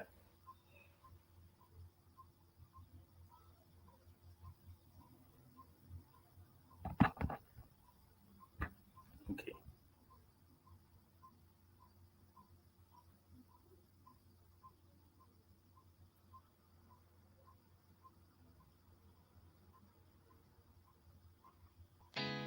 Did you know women represent just 3% of Fortune 500 CEOs and less than 15% of corporate executives at top companies worldwide? Have you wondered what the secrets are to getting into the top ranks, whether in the private or public sector? Do you want to figure out how to stop being held back in your career or passed over for promotion? Then you're in the right place. Hi, I'm Dr. Madeline Ann Lewis, President and CEO of the Executive Women's Success Institute. I have decades of experience in the military, the federal government, and corporate America, and my mission is to help women succeed and tap into their full potential. I want to reach 1 million+ women around the world to become the leaders they are meant to be. So if you want to move into a management or executive level position, or maybe you are a female veteran transitioning out of the military into business entrepreneurship, then reach out to the Executive Women's Success Institute at 301-693-3284. Let us get you on the fast track to success.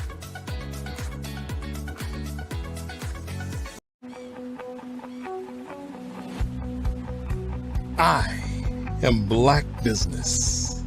From the moment I wake until the time I sleep. Yes, I am Black Business. I am Black Business. Tell me, are you Black Business? I am Black Business. Do you support Black businesses? Listen, I support Black business because I am Black Business. Black Business Expo, one of the largest business showcases in the history of Black business in the world. The world. Sign up today at www.blackbusinessexpousa.com or call 919-308-9090.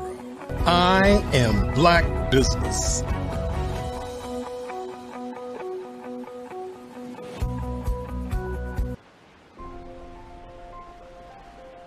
What if you could build your own city? A place where every child can find nurturing. Hello again, and we are here with our dynamic speaker, Maganda Evans Tabingwa. Thank you for bearing with us. Mr. Tabingwa, please go ahead, share with us your story. I will step back as you share your story, and when you are done, I will come back. Thank you very much, Doctor. First of all, I'm very happy to be on this show tonight. I want to, first of all, start by saluting all the listeners tonight, or morning, I think, back in the United States. As I've been introduced, my name is Maganda Evans Tabingwa. I come from Uganda. Uganda is a republic found in East Africa, or eastern part of Africa. It's part of the 7 East African countries. I live in Kampala. My background is in technology. My bachelor is in information technology. I have a master's of software engineering. I'm also currently pursuing my PhD in management information systems. But besides that, I lecture at Cavendish University, Uganda. But for purpose of tonight or today, I'm going to talk about my company called Tanya Innovations Africa. Okay. But before I do that, I want to exceptionally thank Dr. Kelly Eric for this initiative. I've taken time to look at what Black Business Network is, and I must appreciate the immense job that he's doing. I really feel that this is the right direction we all have to go. And I think to the African people and the young people who are aspiring to cause change in the world, this is the way to go. And I suppose that we can all be able to learn a lot from such initiatives. So bravo, and thank you, Dr. Kelly, for this initiative. I'm happy that I also join a number of eminent speakers who have been on this show, who've been able to talk great innovations, who've been able to talk about their great journeys. And I'm going to add mine, Tanya Innovations Africa. Now, I know that to those who are listening, one of the key points would be you'll want to know, what is this Tanya Innovations Africa? How is Tanya Innovations Africa coming to the Black Business Network Expo in the United States of America? Now, Tanya Innovations Africa is a limited company that was formed way back in 2021, just actually during COVID. And the main motivation about starting this company was when Africa was on freeze. And then I, as a technologist, I had a number of questions that were running in my mind. I saw the presidents, different technical people, basically looking hopeless in terms of what they will do, because it was predicted that most of the Africans were going to die like grasshoppers on the streets. And one of the questions I asked myself, here I am with my bachelor's in IT, I have my master's in software engineering.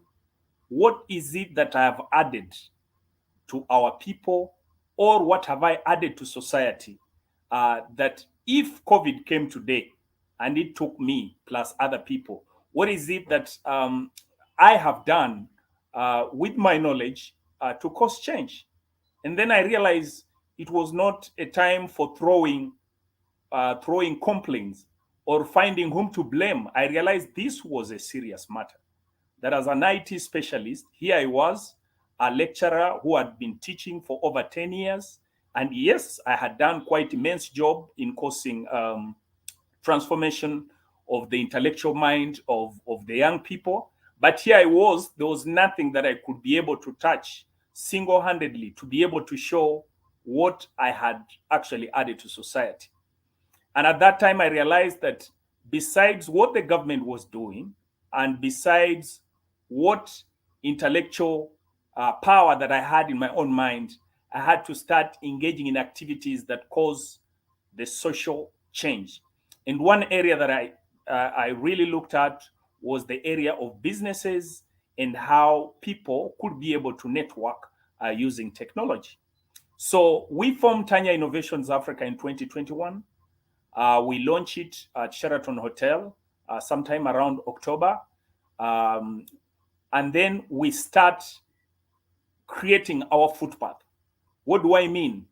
I also realized that it was not good enough to be in a country called Uganda with only 45 million people, to be locked in the context of the demarcations that had been done around Africa, because the problems that were affecting Uganda were similar problems affecting the neighboring countries in Africa and actually Africa in general. But I realized that the borders that were earlier given unto us have given us this false impression of trying to survive within those confines. And at the same time, we were not able to utilize our mental capacity to the maximum by simply concentrating in the geographical location that was demarcated in 1884. And therefore, I started the conversation of saying, where are my brothers in Kenya? Where are my brothers in Tanzania? Where are my brothers in South Africa? Where are my brothers in Egypt? How do we create a common conversation business-wise? How do we make sure that we understand what affects each one of us across the border? How do we break the barriers that engulf our thinking in a way that most of the time when we are thinking as graduates or people who have gone to school, we're just thinking within the confines of our university, the confines of our countries. We are thinking about the confines of our villages. So when you think about Uganda, who thinks about the rest of Africa? Okay, so Tanya Innovation started that journey, and I'm happy that as we talk of today, we now talking about over 137 companies and government officials who are in that network. Now, the beauty about this energy is that, number one, we are more conscious about our environment. We are able to share about the challenges within our environment. And then we don't wait for somebody else. We start from where we are and build our case upwards. We start looking for solutions within our network before we even expand to other parties, okay? So we now more conscious about what Africa is. We are able to share the challenges that come from different parts of Africa. We're able to look at the business challenges. We're able to look at, sometimes on political, but we don't pay so much attention on the political. And then we're able to also find solution parties within our networks. So what do I mean by this? So instead of being an isolated business, which is struggling within a certain limited geographical locations within a particular country X, through these networks, we have realized that what you think is a giant problem is actually a squirrel problem when you have other people whom you're working with. There are so many solutions. People have found solutions to the problems you're imagining are problems. But these problems exist within you. Yeah, because when you are starting, you have to be able to grow through the journey. But sometimes you don't have to reinvent the wheel. You don't have to go through this as an individual. When you start climbing the cases through the network, you are going to find people who are better or who are a solution to your problem, and you will find you are actually a solution to their problems. So we have been able to create those networks, and like I've told you, we have formed a network of over 137 eminent persons and CEO of different companies. In these groups, we have technologists, we have government officials, we have people from NGOs, we have people from all different sectors you could imagine. And I'm happy that it's not only people within Africa, but we have been able to build the network across the globe. For example, we have partners in Europe, we have partners in Asia, We have partners in the United States of America. Actually, one way of how I was identified to come and participate on this Black Business Network was from a network called US Special Program on Agriculture, okay, by Mr. Mongelio. Yeah, so you can see the power of networking, and therefore it means that we always have solutions lying somewhere that are also waiting for people who are proactive to be able to appear to them. And I think I appreciate Dr. Kelly. I think he was saying that what you're looking for is actually looking for you. That's a very, very powerful statement, because sometimes if you sat in one place, you started imagining your problems from day till evening. When you go to bed, those problems are still inside your mind. But when you wake up and get out of bed, think about the problem, start talking to different people, you will find that the solution, some of the challenges you're thinking about, there's a solution lying somewhere. So I want to encourage many young people, those who are in school, those who are in colleges, that you must be on the move. And when we have such opportunities, it is very important, like to get into these opportunities of Black Business Network, and also network with Tanya Innovations Africa. Because now what we do, besides looking at finding solutions to the challenges we have within our business networks, we are also able to talk about opportunities that exist in Africa. We are aware that during the first industrial revolution, Africa did not do much. During the second industrial revolution, still there wasn't much. During the third industrial revolution, we didn't have much. Fourth industrial revolution, we now thinking that with the space of technology, with the space of readily available information, with the space of AI and readily available information that we can be able to analyze, we can be able to bridge this space. We are aware that Africa, for example, has 65% of the arable land of the whole world. 65% of the arable land is here in Africa. And some of the questions we've been asking, what is it that we can be able to do? What business solutions can we be able to bring on ground to be able to solve these issues? So number one, we say that while we are aware of the opportunities we have, we may not just be able to talk about them. We need to have contacts. We need to have persons that we can activate. And we need to start counting what they are doing, especially in the private sector, to be able to make sure that these solutions become a reality. And one of the strategies that we have applied, we don't just limit ourselves to Africa alone. We've realized that there are quite a number of important or solutions that we could be able to benchmark back in Europe, back in Asia, back in the United States, and we don't still have to reinvent the wheel. So we need to find out what is this that is working somewhere that we can be able to bring back home. As Tanya Innovations, we have made a substantial network with India as a country. Right now, we're signing a contract with one of the skilling councils in India.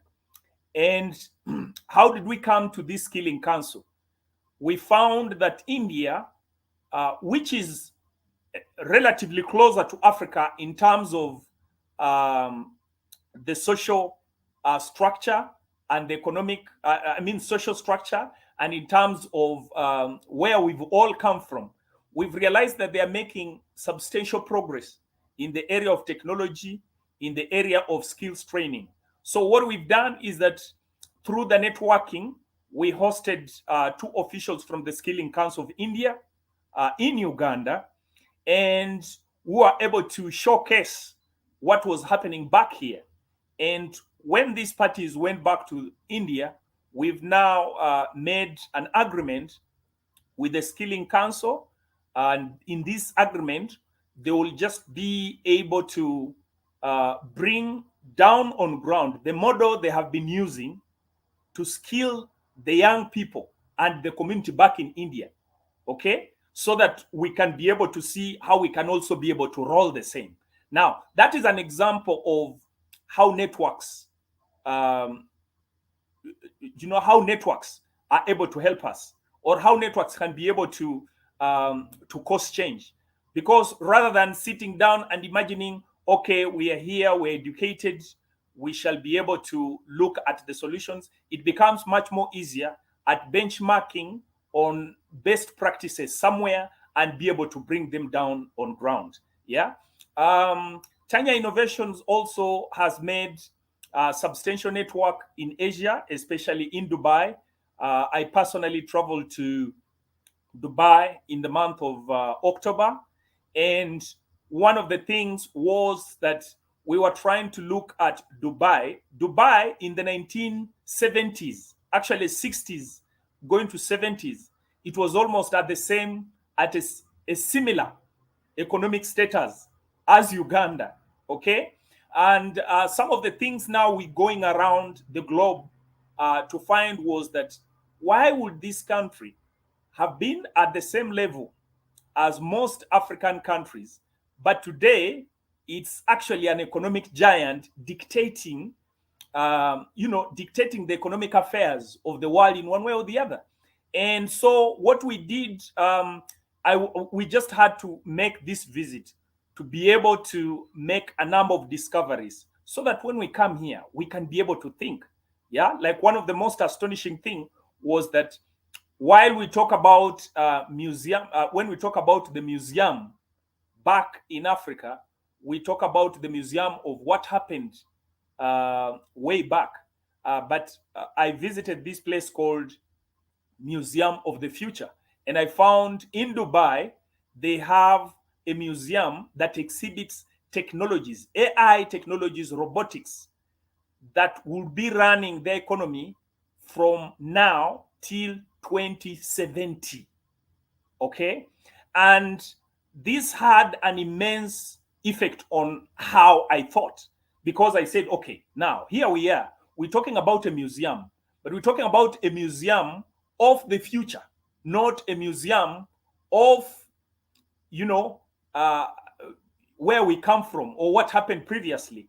And this, of course, also being a lecturer in a university of IT, it completely affected how it changed how I think, it changed how I teach, it changed how I mentor young people.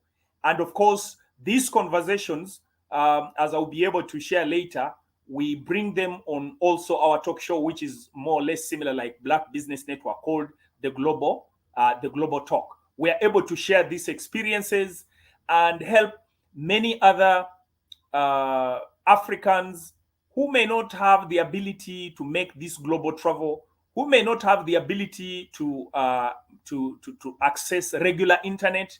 They have one-stop place where they can be able to learn what is happening across the world and also be able to bring it in their lives. So Dubai was such a unique mentorship point in October.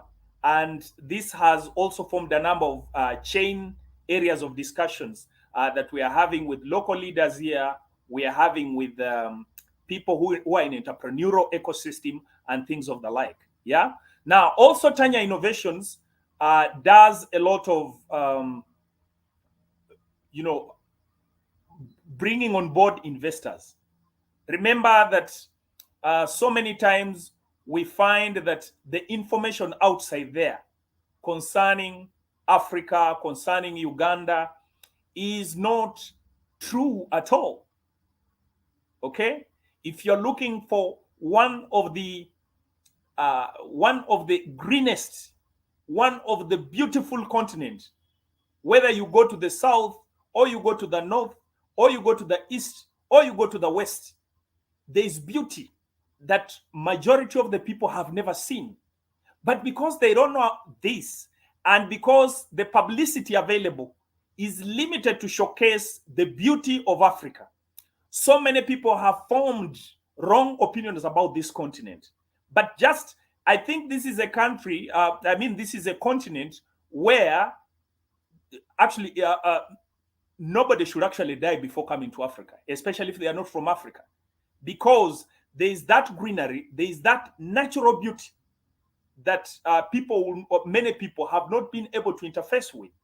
This continent is still a virgin. It has actually billions of opportunities that if we have an entrepreneur out there in the United States and you have never stepped on Africa, you have never stepped in Africa, you have an entrepreneur in Asia, you have an entrepreneur in Europe, and all you have done is to listen, is to hear information that has been on global TVs about Africa, I'm here to testify that truly you don't know much about this continent. And the beauty, this is a country where the climate seasons from January to December, you are not going to find those chilly winters where people have to hide in the houses because the temperature is so bad. The temperature here and the weather is cool throughout the season. Have you been able to see that? We have in countries here where you have where you can be able to see wildlife, natural wildlife, okay, and it's readily available. You have a country where the greenery is so amazing, and I think it becomes a very important point for one who is there and has never experienced this to be able to partake this. And this is part of why we network and talk about what we are doing, just to be able to open the mind of the people. Yes. Thank you so much, Mr. Tabingwa. And Yes. the passion that you have is really, really needed at this time. Can you share with everyone just how to get in contact with you and just what your website is so that they can connect with you? Okay. So one way they can connect with us, we have a website. Our website is www.tanyainnovations.com. www.tanyainnovations.com. You can also find us on YouTube, Tanya Innovations Africa.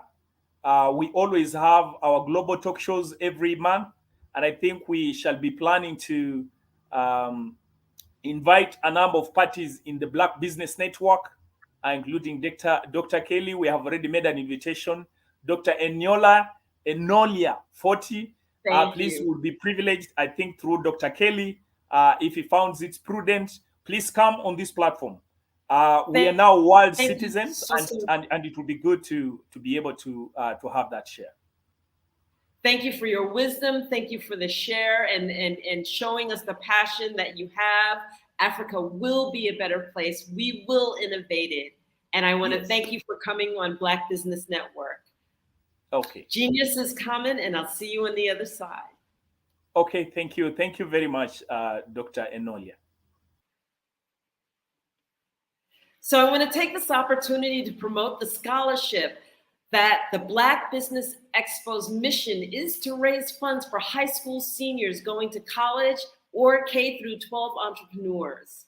This expo is a fundraiser for students. You may go to www.blackbusinessexpose.com to donate to the scholarship fund or use the Cash App that's on the screen below. That's $BBX USA.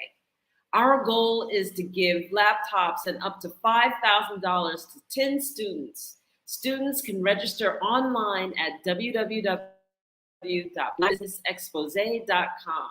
Every dollar counts. So we want to remind you to please donate to the scholarship fund.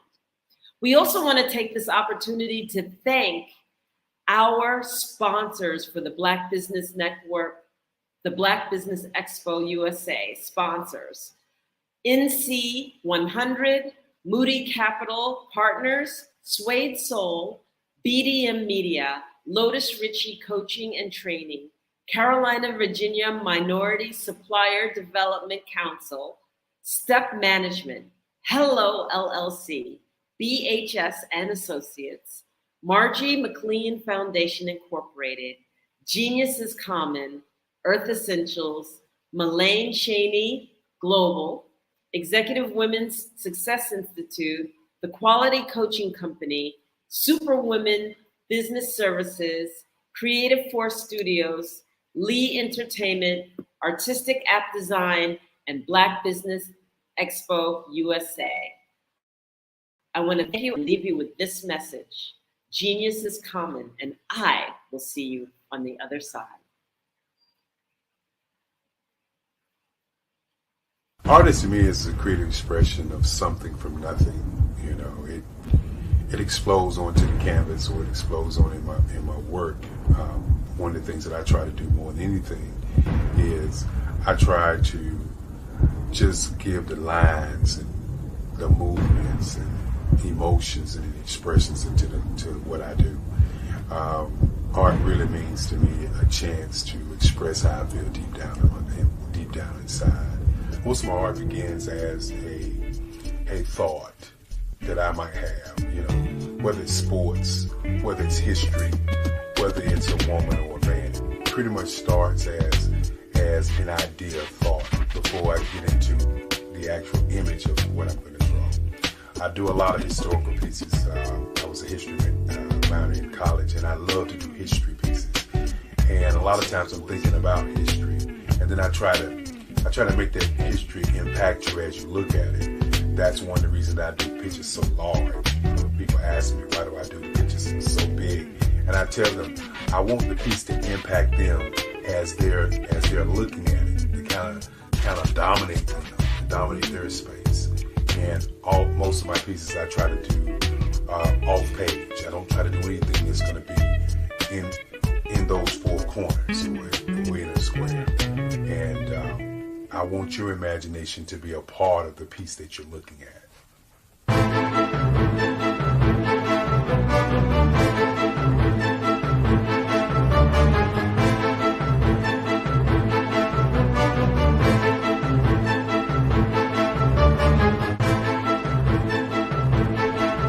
The way I feel when I'm drawing, when I'm creating something, is I feel free. I feel like there's an anticipation of something that's going to come. I try not to draw first. I try to draw second. And what I mean by that is I try to allow myself to kind of get into the piece and just relax. Sometimes I miss time. I'll draw 2-3 hours, sometimes 4 hours. And while I'm drawing, it's just a free. I just feel free. I mean, I feel like time stands still.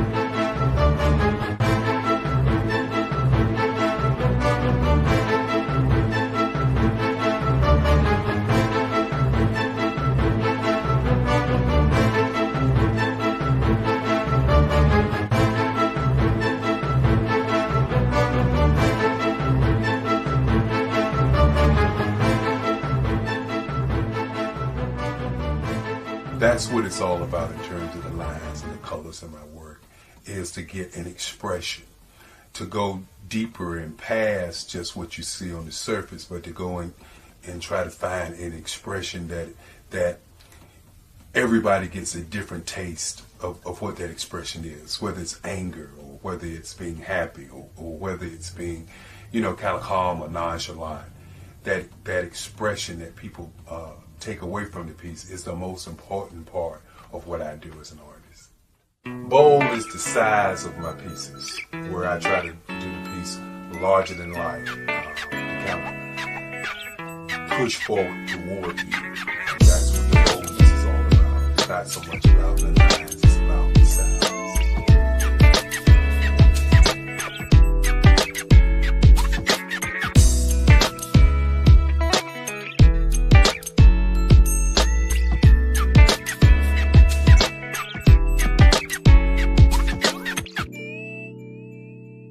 The Face of Change art show is inspired by my mother, but more importantly, it's a historical moment in time as the pieces depict different emotions and expressions of Barack Obama.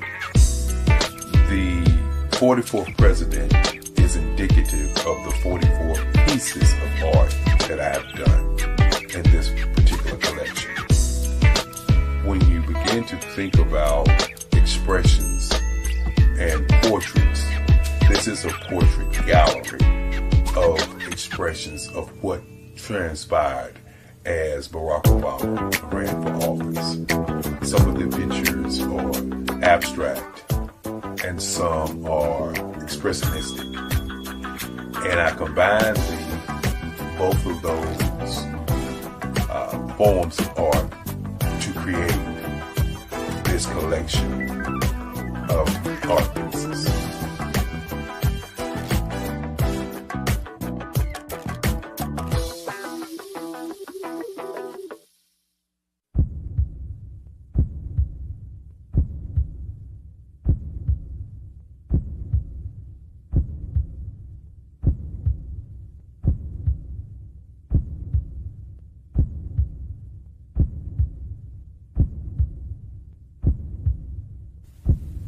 Overcomer,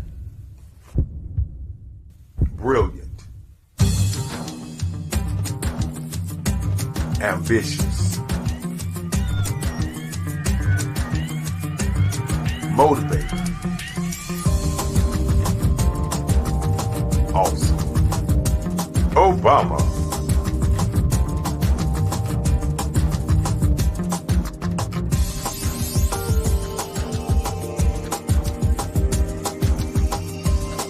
I'd like you to imagine with me, if you will, opening an app where you can collaborate with like-minded individuals from around the world, get inspiration and in-app tools to launch and grow your business, as well as share your knowledge and earn compensation, all in one app. Well, the name of that app is Truso, short for Truly Social. Hi, I'm Matthew Newman, the founder and CEO of Truso, a new concept in social media. Truso is designed from the ground up to be a platform that's both social and empowering for all its users. How exactly do we do that? I'm glad you asked. First, Truso brings the world together via video. Psychologists assert that video provides a significantly more effective connection than audio only. When you enter a community on Truso, you're face to face. Second, on Truso, you don't have to have 1 million followers to monetize.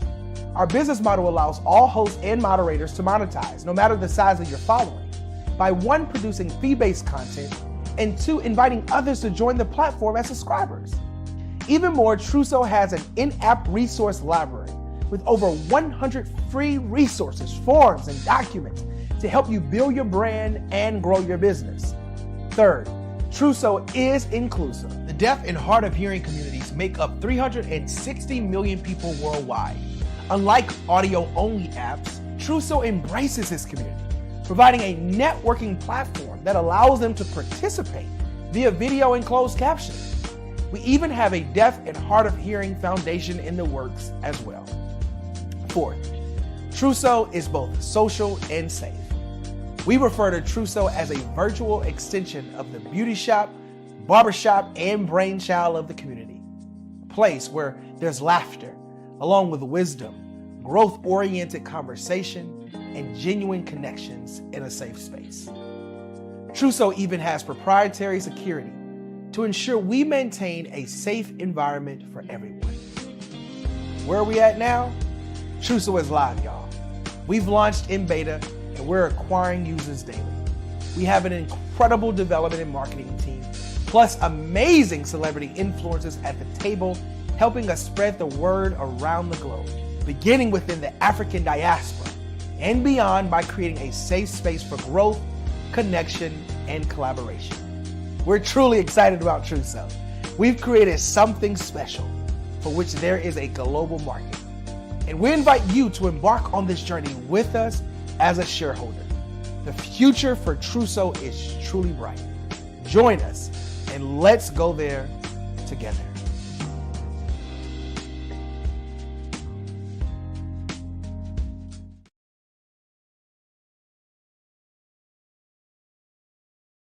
Hello, ladies and gentlemen.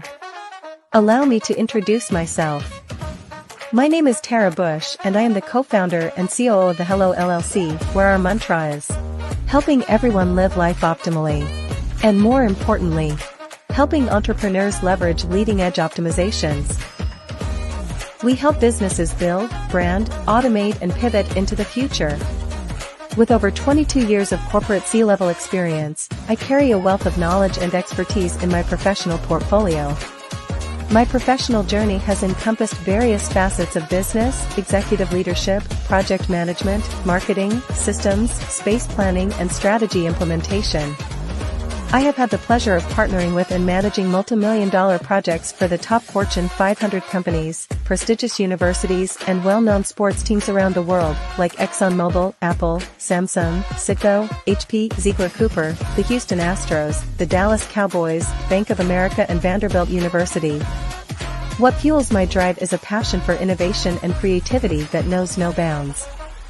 I thrive on pushing the boundaries and thinking outside the box to bring fresh, ingenious ideas to the forefront. I turn visions into reality. As a leader, I am a steadfast advocate for integrity and creativity.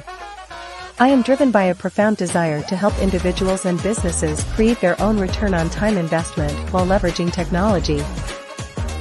At the Hello LLC, we are more than just a 3D digital marketing agency. We are a community committed to helping, building, and thriving together with integrity.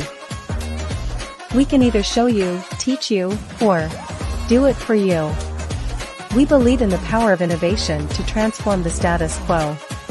My fellow professional powerhouses, in the spirit of abundance, I firmly believe that there is enough prosperity in this world for all of us to thrive together.